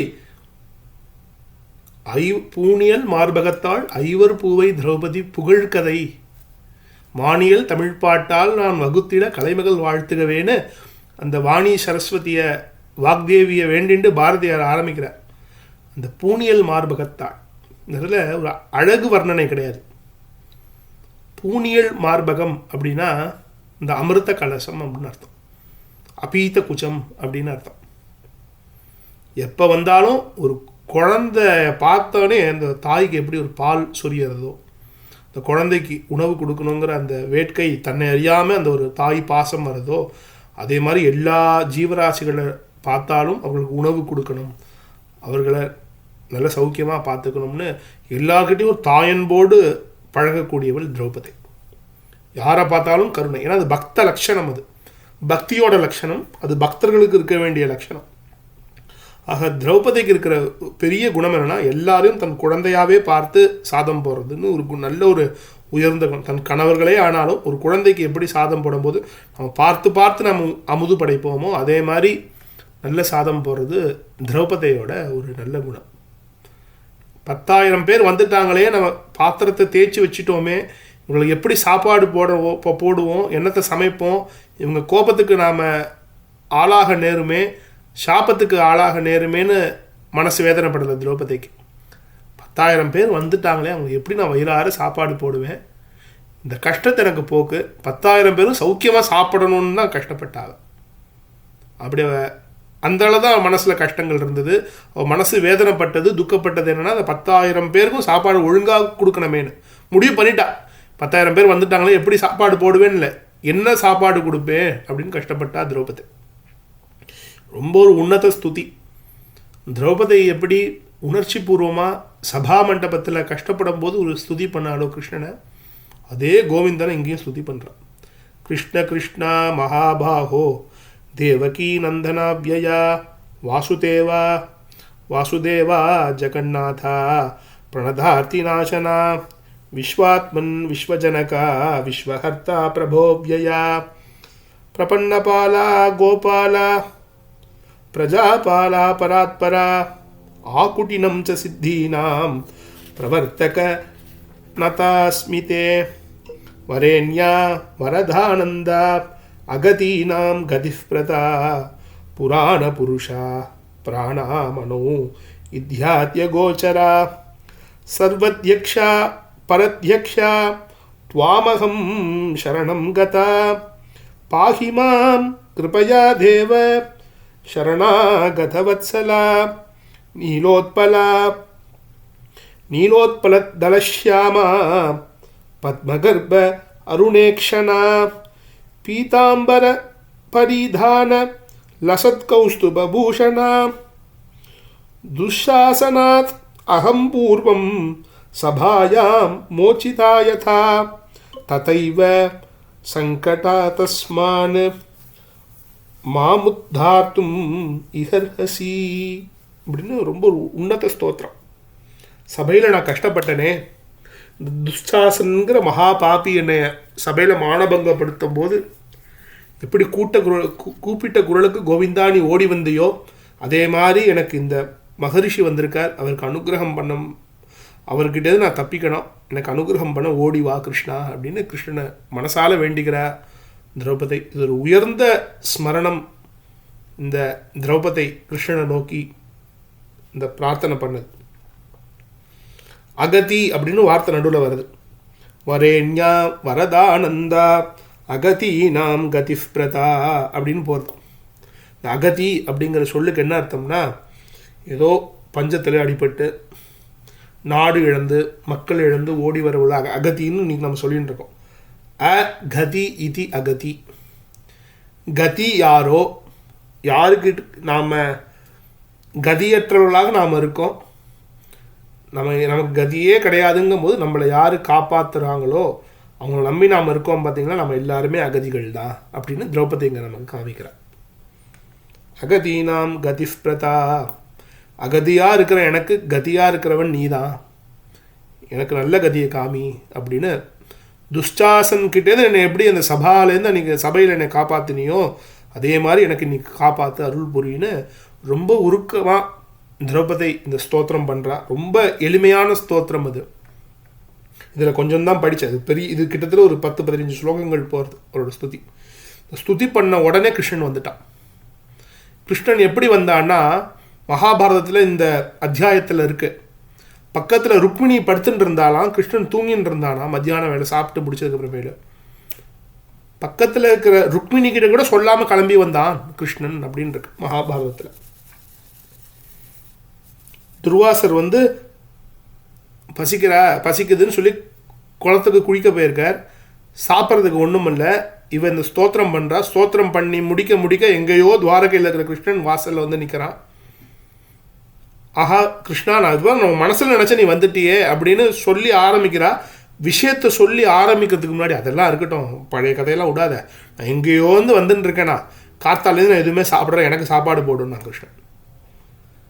என்ன சாப்பாடு போடுன்னு ஒரு கூட்டமே வந்திருக்கு, அவங்கக்கிட்டேருந்து என்னை காப்பாற்றுறதுக்காக தான் நான் உன்னையே வேண்டினேன். நீ பிரத்யட்சமாக வந்துட்டேங்கிறது எனக்கு ரொம்ப மனசுக்கு திருப்தியாக இருக்குது. ஆனால் நீ எனக்கு சாப்பாடு கேட்குறியே, ஹே கிருஷ்ணா, கைமாறே பண்ண முடியாத அளவுக்கு நீ எனக்கு கருணை பண்ணியிருக்கேன். என் வாழ்க்கையிலையும் எங்கள் பாண்டவர்களோட வாழ்க்கையிலும் அவ்வளோ கிருப்பை பண்ணியிருக்கேன். உனக்கு சாப்பாடு போகிறதுக்கு என் கையில் ஒன்றுமே இல்லைன்னு இன்னும் மனசு வேதனைப்பட்டது அந்த தாய் திரௌபதிக்கு. அதெல்லாம் பேசவே பேசாத, எனக்கு பசிக்கிறது, எனக்கு சாப்பாடு போட்டே ஆகணுங்கிற. கிருஷ்ணன்ட்ட உரிமையாக சொல்லலாம், என்கிட்ட சாப்பாடு இல்லைன்னு. இல்லை அப்படிங்கிறா. எல்லாம் சாப்பிட்டாச்சு, எல்லோரும் தீர்ந்து போயாச்சு. அக்ஷய பாத்திரத்தை நான் அலம்பி கவுத்து வச்சுட்டேன், மேற்கொண்டு சாப்பாடு வராது கிருஷ்ணா, நான் என்ன பண்ணுவேன்னு தெரியலையே, இந்தளவுக்கு நான் துர்பாகியசாலியாக இருக்கனே அப்படிங்கிறா.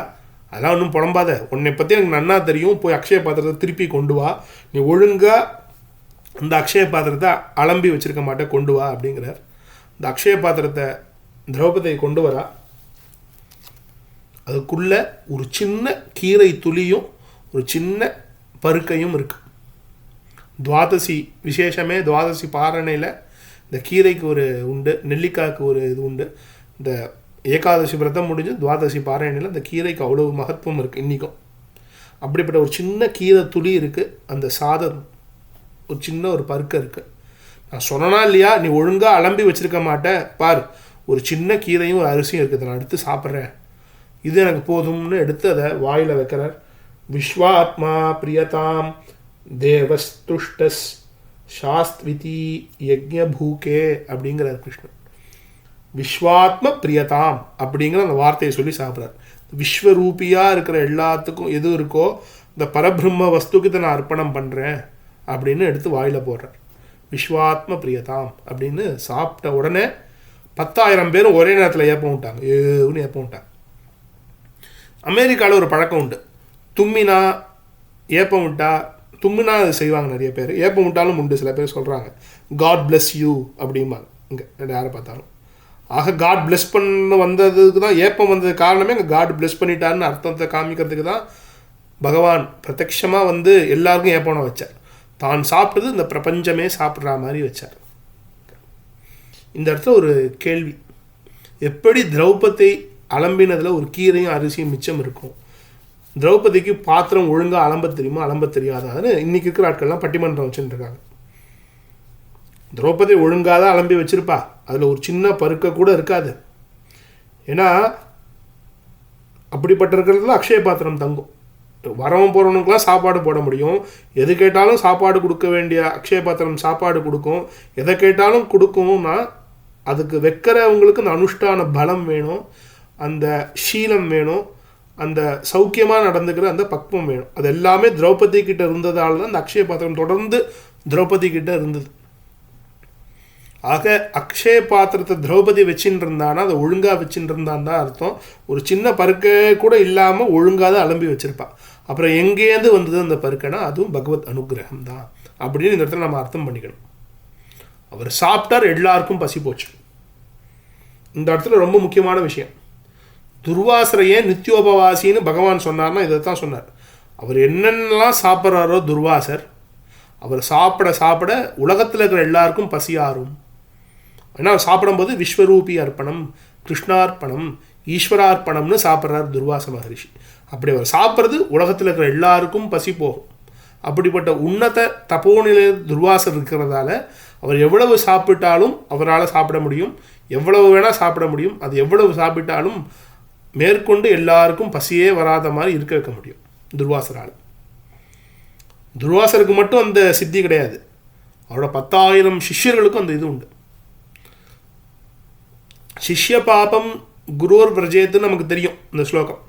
சிஷ்யன் பண்ண தோஷங்கள் எல்லாம் குருவுக்கு போகும் தெரியும். இந்த இடத்துல ஒரு உன்னத குரு லட்சணமும் இருக்குங்க. 10,000 சிஷ்யர்களும் துர்வாசர்கள் மாதிரியா இருந்தாங்க. அதாவது துர்வாசர் எப்படி ஒருத்தர் சாப்பிட்டானா எல்லாருக்கும் பசி போகுமோ, அந்த 10,000 சிஷ்யர்களில் யார் சாப்பிட்டாலும் எல்லாருக்கும் பசி போகும். அதனால தான் துர்வாசர் என்ன பண்ணுவார்னா, அவர் பிக்ஷைக்கு போகும்போது அவர் மட்டும் போவாராம், 10,000 சிஷ்யர்கள் வரமாட்டாங்க சில நேரத்தில். அல்லது அவரும் ஒரு சில சிஷ்யர்கள் மட்டும் போவாங்களாம். அல்லது மொத்த 10,000 பேருக்கு ஒருத்தரை மட்டும் அனுப்புவாராம் சில நேரம். ஒருத்தர் சாப்பிட்டாருனா போதும் நாங்கள் எல்லாம் சாப்பிட்டா மாதிரின்னு சொல்லி அனுப்புவாங்களாம். இந்த இடத்துல என்ன ஒரு குரு லட்சணம்னா, சிஷ்ய பாபம் குருவர் வர்ஜேத்து அப்படிங்கிறது அந்த காலத்தில் வாழ்ந்த ஒரு வாழ்க்கை. இந்த இடத்துல இன்னொரு சின்ன விஷயத்த சொல்லிக்கிறேன். இந்த குருகுல வாசம்ங்கிறது இன்னைக்கு கிட்டத்தட்ட காணாம போயிடுது. சங்கீதத்தில் மட்டும்தான் இந்த குருகுல வாசங்கிற கல்வி ஒரு தலைமுறைக்கு முன்னாடி இருந்தது. அதுக்கு முன்னாடி அதுவே இப்போ காணாம போயிடுது. மொத்த கல்வியும் குருகுல வாசத்தில் கற்றுக்கணுங்கிற அந்த பாவம் கடந்த சில 100 வருஷங்களாக மொத்தமாக அந்த பாரத பூமியிலேருந்து அழிஞ்சு போச்சு. இந்த குருகுல வாசத்தில் கற்றுக்கிற கல்வி அக்கௌண்டபிலிட்டின்னு இன்றைக்கி நாம் சொல்லிகிட்டு இருக்கோம். அப்ரைசல் அப்படின்னு நம்ம சொல்லிகிட்டு இருக்கோம். ஒரு வேலைன்னு ஒன்று பண்ணால் அந்த வேலையை ஒழுங்காக பண்ணோமான்னு அதை வச்சு தான் மார்க். எல்லா பேப்பரையும் பரீட்சை பேப்பரை திருத்தி மார்க் போடுறது, குருவோட மதிப்பெண்கள் கொடுக்கறது குருவோட வேலை. அது மட்டும் கிடையாது. குருவுக்கு அது இன்றைக்கி தொழிலாக போயிடுது. இன்றைக்கி குருன்னு சொல்கிற அந்த ஆசிரியர்கள் எல்லாமே ஒரு பரீட்சை பேப்பரை திருத்தி மதிப்பெண்ணை கொடுத்து அனுப்பிடுறாங்க. அந்த குழந்தை பாஸ் பண்ணால் சந்தோஷப்படுவாங்க, என்னோட மாணவன். ஃபெயில் ஆச்சுன்னா இவங்களுக்கு அவசியம் கிடையாது. இவங்களுக்கு அந்த அந்த மாதத்துக்கு சம்பளம் வந்ததா சந்தோஷம் அப்படிங்கிற அளவுக்கு ஒரு சிஷ்யர்கள் மேலே ஒரு சம்பந்தமே இல்லாமல் இருக்கிறது தான் இன்றைக்கி இருக்கிற குரு பாவம். இது வெஸ்டர்ன் கல்ச்சர். ஆனால் நம்ம சனாத்தனமான தர்மத்தில் இருக்கிற ஒரு உன்னத தர்மம் இந்த குருகுல வாசம். குழந்தைகள் தங்க குழந்தையாக பார்த்துக்கிறது முதல் வேலைனா, அடுத்து ரொம்ப முக்கியமான விஷயம் அந்த குழந்தைகள்லாம் ஜெயிக்கணும். அந்த குழந்தைங்களுக்கெல்லாம் ஞானம் உண்டாகணும். அந்த ஒரு குழந்தைக்கு புத்திக்கு ஒரு விஷயம் ஏறலைன்னா அது தன்னோட தோல்வின்னு நம்பினார் ஒரு குருநாதர். அப்படி தான் அநேக குருநாதர்கள் இந்த பூமியில் வாழ்ந்தாங்க. ஒரு குழந்தையோட வெற்றி, தன்னோட மாணாக்கனோட வெற்றி, தன்னோட வெற்றி, அவனோட தோல்வி தன்னோட தோல்வின்னு வாழ்ந்தவர்கள் தான் இந்த பாரத தேசத்தில் வாழ்ந்த குருநாதர்கள். 2 தலைமுறை 3 தலைமுறைக்கு முன்னாடி நமக்கு இப்படி தான் கல்வி கொடுக்கப்பட்டது. அப்படிப்பட்ட ஒரு சின்சியாரிட்டி, அப்படிப்பட்ட ஒரு பொறுப்புணர்வோட நமக்கு ஆசான்கள், நம்மளோட குருநாதர்கள் நமக்கு போதனை பண்ணாங்க. இந்த ஞானத்தை நமக்கு போதிக்கிற குருநாதர்கள், இந்த புத்தியை நமக்கு மேம்படுத்துகிற இந்த குருநாதர்கள் இப்படி தான் போதனை பண்ணாங்க. மொத்தம் நமக்கு 2 குரு, வித்யா குரு, மோட்சத்துக்கு உதவுற இந்த மோட்ச குரு. நமக்கு சன்னிதானம், ஆதீனம், சங்கராச்சாரியார், ஆண்டவன் சுவாமிகள், ஜீயர், ராயர், இப்படி நம்ம என்னென்னலாம் நம்ம குருநாதர்களுக்கு பேர் கொடுத்து பட்டத்தில் கூப்பிட்டு வச்சுருக்கோமோ அவர்களும் நமக்கு குரு. ஏன்னா அவர்கள் நம்மளை பிரம்மத்துக்கு பக்கத்தில் அழைச்சிட்டு போகிற குரு. அவர்கள் வசதி இங்கே கிரகஸ்தாசிரம தர்மத்திலிருந்து சொல்லிக் கொடுக்க மட்டும் கிடையாது. இந்த வித்யா குரு சொல்லி கொடுக்கறத வச்சுட்டு தான் அவர்கள் அடைய முடியும். அப்படிப்பட்ட ஒரு உன்னத குரு இந்த வித்யா குரு பரம்பரை. நமக்கு அப்படி ஒரு பெரிய குரு பரம்பரை இருந்தது. நம்மளை நம்பி வாழ்ந்தார்கள், அவர்களை நம்பி நாம் வாழ்ந்தோங்கிற மாதிரி ஒரு பின்னி பிணைஞ்ச ஒரு வாழ்க்கை இருந்தது. உங்களோட வெற்றிக்கும் தோல்விக்கும் அவர் அக்கௌண்டபிலிட்டி எடுத்து வச்சுட்டு இருந்தார். அப்படிப்பட்ட ஒரு உன்னத குருநாதர் அவர். அதை தான் இங்கே சரித்திரம் காமிக்கிறது. 10,000 பேருக்கும் அந்த குணம் இருந்ததுன்னா கோபங்கிற குணம் மட்டும் இல்லை, அந்த 10,000 பேருக்கும் ஒருத்தர் சாப்பிட்டா கூட அந்த உலகத்துக்கே பசியாக்கிற ஆற்றி வைக்கிற தபோபலங்கள் அந்த 10,000 பேருக்கும் இருந்தது. அந்த குருவோட சாநித்தியம் அந்த 10,000 சிஷ்யர்களுக்கும் இருந்தது. அந்த குருவோட நித்தியோபவாசம் இந்த நித்யோபவாசின்னு துர்வாசரை நாம் கொண்டாடுறோமே, அந்த நித்யோபவாசனை துர்வாசருக்கு மட்டும் இல்லை, அந்த ஸ்திதியில் 10,000 சிஷ்யர்களும் இருந்தாங்கன்னு அவரோட சரித்திரம் காமிக்கிறது. 10,000 பேர் ஏப்பம் விட்டாங்க. மேற்கொண்டு கழுத்து வரைக்கும் சாப்பாடு நிற்கிற மாதிரி இருக்கே, மேற்கொண்டு சாப்பாடே வேண்டாங்கிறார். இப்போ எல்லாரும் சொல்கிறாங்க, இப்போ என்ன பண்ணுற போகிறது, ரொம்ப நல்லவர்கள் பாண்டவர்கள் இப்போ அவங்களோட கோபத்துக்கு ஆளாகணுமே அப்படிங்கிறாங்க. சொல்ல சொல்லங்க பீமனோட குரல் கேட்குறது, துர்வாச மகரிஷியே எங்கே இருக்கீங்க, துர்வாச மகரிஷி எங்கே இருக்கீங்கன்னு தேடி வரான் பீமன். பீமன் குரல் வேறு கேட்டுருது. இப்போ துர்வாசர் ஒரு வார்த்தை சொல்கிறார், பஞ்சபாண்டவர்கள் ரொம்ப நல்லவங்க, அவங்களோட கோபத்துக்கு மட்டும் நான் ஆளாக போகிறதில்ல,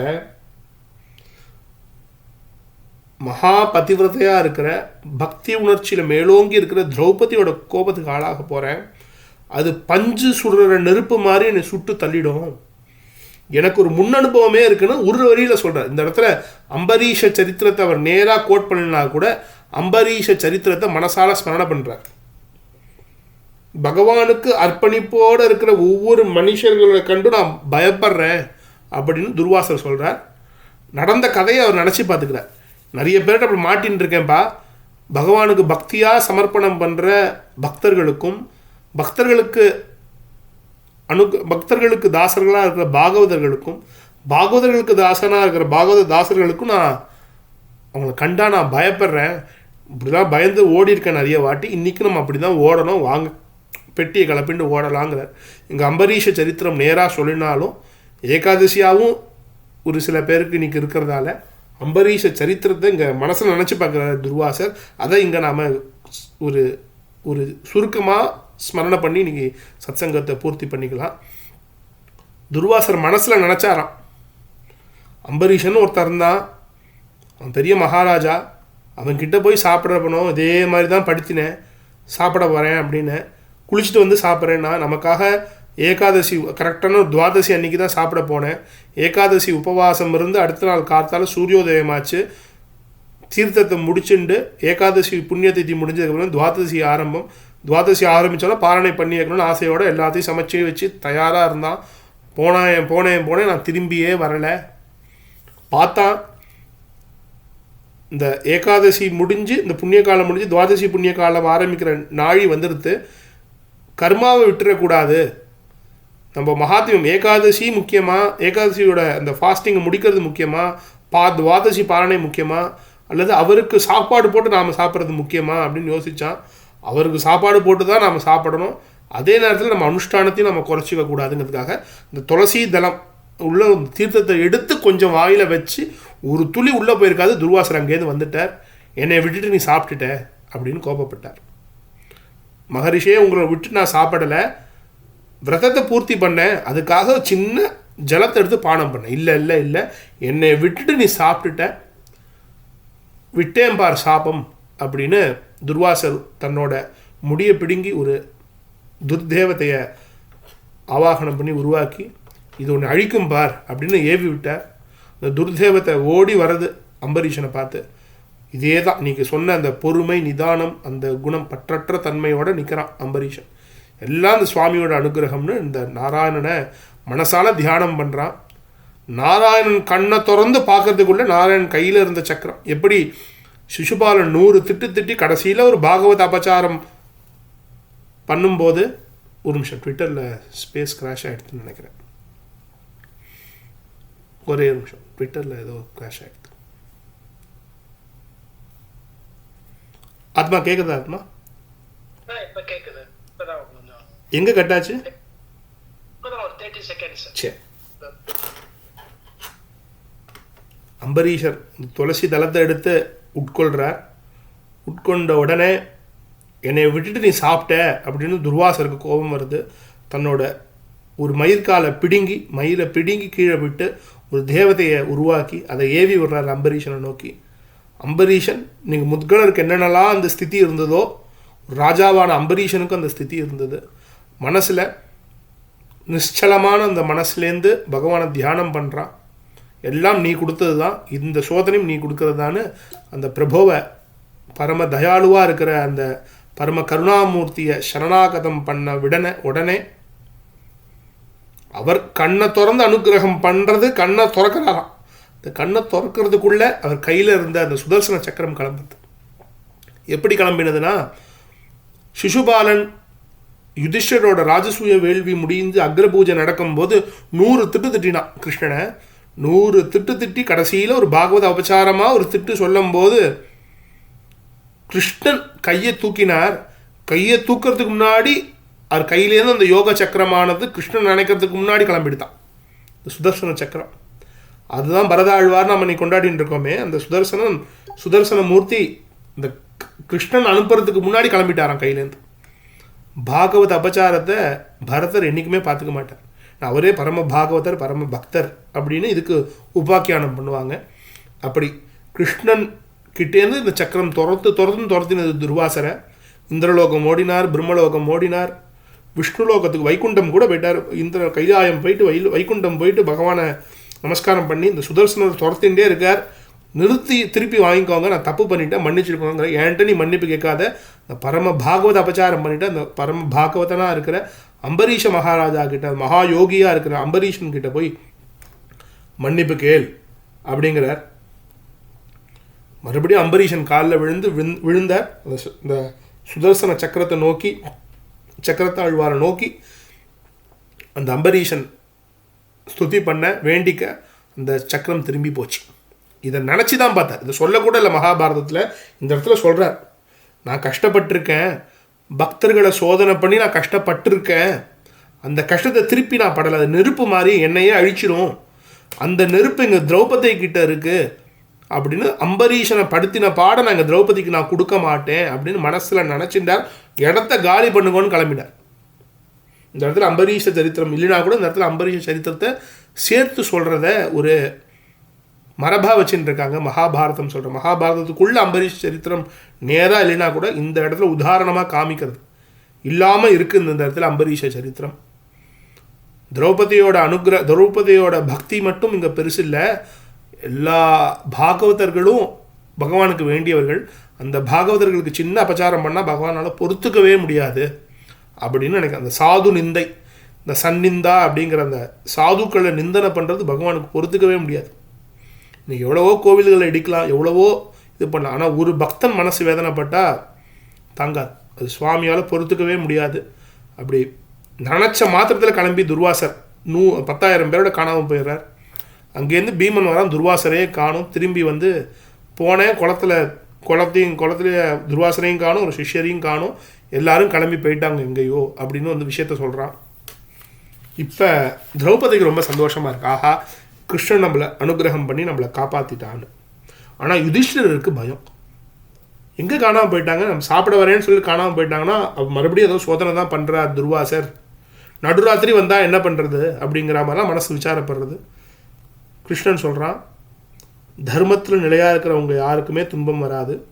தர்மோ ரக்ஷதி ரக்ஷிதா. தர்மத்தை யார் காப்பாற்றுறாங்களோ அந்த தர்மமானது உன்னை காப்பாற்றும். இன்றைக்கி உன்னை காப்பாற்றினதும் அப்படிப்பட்ட ஒரு தர்மம் தான். ஹே திரௌபதே, ஹே பாண்டவர்களே, உங்களுக்கு கஷ்டமே வராது.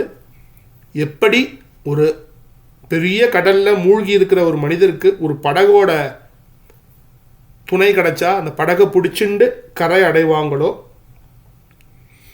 அதே மாதிரி உன் துணையை பற்றிய நாங்கள் இதுக்கப்புறம் கஷ்டமே படமாட்டோன்னு திரௌபதியை ரொம்ப சந்தோஷமாக கிருஷ்ணனை நோக்கி சொல்கிறா. நான் வந்த வேலை முடிஞ்சது, உங்களுக்கு அனுகிரகம் பண்ணுறதுக்கு தான் வந்தேன். துர்வாசர் திரும்பி வரமாட்டார், அவர் பயந்து ஓடி போயிட்டார்னு சொல்கிறான். இப்போ நீங்கள் எனக்கு அனுமதி கொடுத்தீங்கன்னா நான் திருப்பி மறுபடியும் நான் என் ஊருக்கு திரும்புகிறேன் அப்படின்னு இவர் பஞ்சபாண்டவர்கள்ட்ட அனுமதி வாங்கிக்கிறான். அப்போ தான் சொல்கிறாங்க, எப்படி கடலில் மூழ்கின பக்தர்களை காப்பாற்றுறதுக்கு ஒரு படகு வந்தால் அந்த மனிதர்கள் எப்படி காப்பாற்றப்படுவாங்களோ, இந்த சம்சார சாகரம் அப்படிங்கிற இந்த பிறவி பெருங்கடலில் எங்களை காப்பாற்றுறதுக்காக இருக்கிற பிரபோ நீ தான் எங்களை காப்பாற்றிருக்க, நீ தான் எங்களுக்கு துணை. தீர்ணாஃப் பிளவமிவா சாத்திய மத்தியாமானா மகார்ணவே ஸ்வஸ்தி சாத்திய பத்ரம் தே இத்யாஜாதோ யயௌ புரீம் அப்படின்னு அந்த அத்தியாயம் முடிகிறது. சொல்கிறா, ஸ்வஸ்தி சாத்திய பத்ரம் தே தீர்ணாஃப் பிளவம் இவா சாத்திய. பெரிய சாகரத்தில் எப்படி ஒரு படகு வந்து காப்பாற்றுமோ மனிதர்களை, அதே மாதிரி இந்த பிறவி பெருங்கடல்லேருந்து என்னை காப்பாற்றினியே ஹே கிருஷ்ணா, நீ இருக்கிற வரைக்கும் எங்களுக்கு மங்களம் தான். ஸ்வஸ்தி சாத்திய பத்ரம் தே அப்படிங்கிறா திரௌபதி. இருக்கிற வரைக்கும் எங்களுக்கு நிம்மதி தான், மங்களம் தான், அமைதி தான். ஆக தர்மம்படி வாழ்பவர்களுக்கும் இதே மாதிரி ஏகாதசி விரதங்கள், துவாதசி பாரணை, இதே மாதிரி யோகிகளுக்கு தானம், இதே மாதிரி நல்ல ஒழுக்கத்தோட, நல்ல சீலத்தோட, நல்ல அனுஷ்டானம் குறைவில்லாமல் வாழற அனைத்து பக்தர்களுக்கும் பாகவதற்கும் ஒரு குறைவும் ஏற்படாது. பகவத் அனுகிரகம் பரிபூர்ணம். இந்த மங்களமாக வாழ்வார்கள். பத்ரம் தே, நல்ல சௌபாகியம் கிடைக்கும். ஸ்வஸ்தி சாத்திய பத்ரம் தே, நல்ல சௌபாகியமான பெருவாழ்வு கிடைக்கும். இந்த முத்கலர் எதுக்கு ஆசைப்பட்டாரோ அப்படிப்பட்ட பெருவாழ்வு கிடைக்கும்.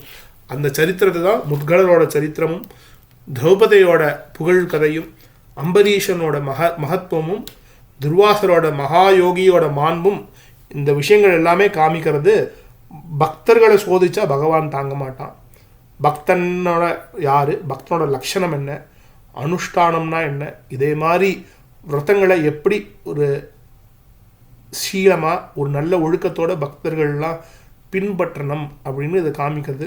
இன்றைக்காக ஒரு பிரதிஜை எடுத்துப்போம். அடுத்த ஏகாதசிக்கு கொஞ்சம் கொஞ்சமாக ஆரம்பிக்கலாம். அரிசி சாதத்தை அறவே கட் பண்ணி அட்லீஸ்ட் வயிறு நிறைய சாப்பிடுங்க. சப்பாத்தியாவது 20 சப்பாத்தி ஏதாவது போட்டு சாப்பிடுங்க. இது ஒரு ஆரம்ப படிநிலையாக இருக்கட்டும். இல்லை என்னால் ஒரு வேளை சாப்பிடாமல் இருக்க முடியுமா, பழங்களை மட்டுமா சாப்பிட்டு பாலை உண்டு இருங்க. இன்னும் முடியும், நான் வைராகியசீலன் நினச்சா சாப்பிடாமல் நிர்ஜல உபவாசம் இருக்க முயற்சி செய்வோம் நாம். இப்படி ஏகாதசி உபவாசம் ரொம்ப விசேஷம். ஏகாதசி அன்னைக்கு பகவத் தியானத்தோடு இருக்கிறது, பகவத் குணத்தோடு இருக்கிறது, பகவத் பஜனமாக இருக்கிறது இன்னும் பெரிய பவித்திரமான விஷயம். அதோட பவித்திரம் அடுத்த நாள் ஏகாதசி அன்னைக்கு கூட அந்த கொடுக்குற உணவு விஸ்வரூபி அர்ப்பணம். இந்த விஸ்வாத்மா எதுக்கு ஆனந்தப்படுறதோ, விஸ்வத்துக்கே எது சாப்பாடு போடுறதோ அப்படிப்பட்ட உயிர்களுக்கெல்லாம் சாப்பாடு போடுற பரம கிருபாலுவாக இருக்கிற பகவான் கொடுத்த கொடைன்னு நினச்சிட்டு துவாதசி பாரணை ஒவ்வொரு ஜீவனும் பண்ணட்டும். இந்த சத்சங்கத்தில் இந்த துர்வாச பிக்ஷ சரித்திரத்தை, முத்கலர்கிட்ட துர்வாச பிக்ஷை பண்ணதையும், அம்பரீஷன்கிட்ட பிக்ஷை பண்ண முயற்சி செய்ததையும், திரௌபதி கிட்ட பிக்ஷை பண்ணாமல் விட்டதையும், இந்த 3 சரித்திரங்களை கேட்குற எல்லாருக்கும் பரம கிருபாலுவான பரம கருணாநிதியான பகவானோட பிரத்யக்ஷ கிருபா கட்டாட்சத்துக்கு ஒவ்வொருத்தரும் பாத்திரமாகட்டும். ஒவ்வொருத்தரும் இந்த சம்சாரணவ சாகரத்திலேருந்து ஒவ்வொருத்தரும் கடந்து போகிறதுக்கு இந்த பக்தி உதவட்டும். இந்த பக்தி மூலமாக ஞானம் பிறந்து பிரம்மத்தை நோக்கி ஒவ்வொருத்தரும் போகட்டும். அவர்களுக்கு சௌபாகியங்களே உண்டாகட்டும் அப்படின்னு இந்த அத்தியாயம் முடிகிறது. அந்த அத்தியாயம் எப்படி பத்ரம் தேன் முடிகிறதோ அதே மாதிரி எல்லாருக்கும் சௌபாகியமே உண்டாகட்டும் அப்படிங்கிற ஒரு வாழ்த்தோட இந்த சத்சங்கத்தை இந்த அளவில் பூர்த்தி பண்ணிக்கலாம். 6 தடந்தோள் வாழ்க, அறுமுகம் வாழ்க, வெற்பை கூறுசை தனிவேல் வாழ்க, குக்குடும் வாழ்க, செவ்வேல் ஏறிய மங்கை வாழ்க, ஆனைத்தன் அணங்கு வாழ்க, மாறிலா வள்ளி வாழ்க, வாழ்க சீரடியார் எல்லாம் என்று இத்துணை நேரம் இந்த சத்சங்கத்தை பொறுமையாக செவிமடுத்த அனைத்து அடியார்களும் வாழ்வாங்கு சௌபாகியங்களுடன் வாழட்டும். சுத்தம் பாகவதஸ்யானம், சுத்தம் பாகீரதி ஜலம், சுத்தம் விஷ்ணு பதத்தியானம், சுத்தம் ஏகாதசி விரதம். ஏகாதசி துவாதசி விரதங்களை ஒவ்வொருவரும் அனுசந்தானம் செய்து பகவத் தியானமாக இருந்து பகவானின் அனுகிரகத்திற்கு பரிபூர்ண பாத்திரமாக ஒவ்வொருவரும் முயற்சி செய்ய வேண்டும். அந்த முயற்சி ஈடுபட இந்த சத்சங்கம் நமக்கு துணை புரியட்டும். இந்த சத்சங்கமானது தொடர்ந்து நமக்கு இருக்கட்டும். சத்சங்கத்வே நிச்சங்கத்துவம், நிச்சங்கத்வே நிர்மோகத்துவம், நிர்மோகத்வே நிశ్చல தத்துவம், நிశ్చல தத்துவே ஜீவன் முக்தி. சத்சங்கத்திற்கும் இது போன்ற அனுஷ்டானத்திற்கும் இறுதியாய் தலையாய் இருக்கும் அந்த ஜீவனுக்கு உண்மையான விடுதலையான அந்த மோட்ச பெருவாழ்வு ஒவ்வொருவருக்கும் உரிய காலத்தில் கிடைக்கட்டும். அதற்கு அந்த ஈஸ்வரன் அனுகிரகம் பண்ணட்டும், குருநாதர் கிருபை பண்ணட்டும் என்று வேண்டி, வியாசாய விஷ்ணு ரூபாய வியாசரூபாய விஷ்ணவே நமோவை பிரம்மனிதையே வாசிஷ்டாய நமோ நமஹா என்று இத்தனை நேரம் அழகாக செவிமடுத்த அனைத்து அடியாருக்கும் மற்றும் ஒரு வந்தனத்தை தெரிவித்து கொண்டு அவர்களது வந்தனங்களையும் சேர்த்து வியாசரின் பாதத்தில் சமர்ப்பணம் செய்து இந்த வாரம் மகாபாரதம் காட்டும் மாண்புகள் சத்சங்கத்தை இந்த அளவில் பூர்த்தி செய்வோம். மேற்கொண்டு அடுத்த வாரம் கதை வனப்பர்வாவில் உள்ள மற்ற அத்தியாயங்களிலிருந்து தொடரும் என்று சொல்லிக்கொண்டு, போன வாரம் ஹனுமத் சிந்தனை, பக்தரோட சிந்தனை, இந்த வாரம் பாகவத சிந்தனைன்னு ரொம்ப அருமையாக சத்சங்கம் 2 வாரமாக அமைஞ்சிருக்கு. அதெல்லாம் பரம கிருபாலுவாக இருக்கிற ஈஸ்வரனோட அனுகிரகம் தானே தவிர நம்மளோட முயற்சி எதுவுமே கிடையாது. இந்த அனுகிரக விசேஷம் ஒவ்வொருவருக்கும் அழைச்சிட்டு போகட்டும். காயேன வாச்சா மனசா இந்திரியர்வா புத்தியாத்மனாபா பிருகதே சுபாவாத் கரோன்மி எத்யத் சகலம் பரஸ்மை நாராயணாயிதி சமப்பிரயாமி. எல்லாத்தையும் நாராயணிடமே அர்ப்பணம் செய்வோம் என்ற அந்த அர்ப்பண உணர்வோடு இந்த சத்சங்கத்தை இந்த அளவில் பூர்த்தி செய்வோம். பழைச்சி கடந்தால் குரு கிருபையில் அடுத்த வார சத்சங்கம் தொடரும். ராம் ராம்.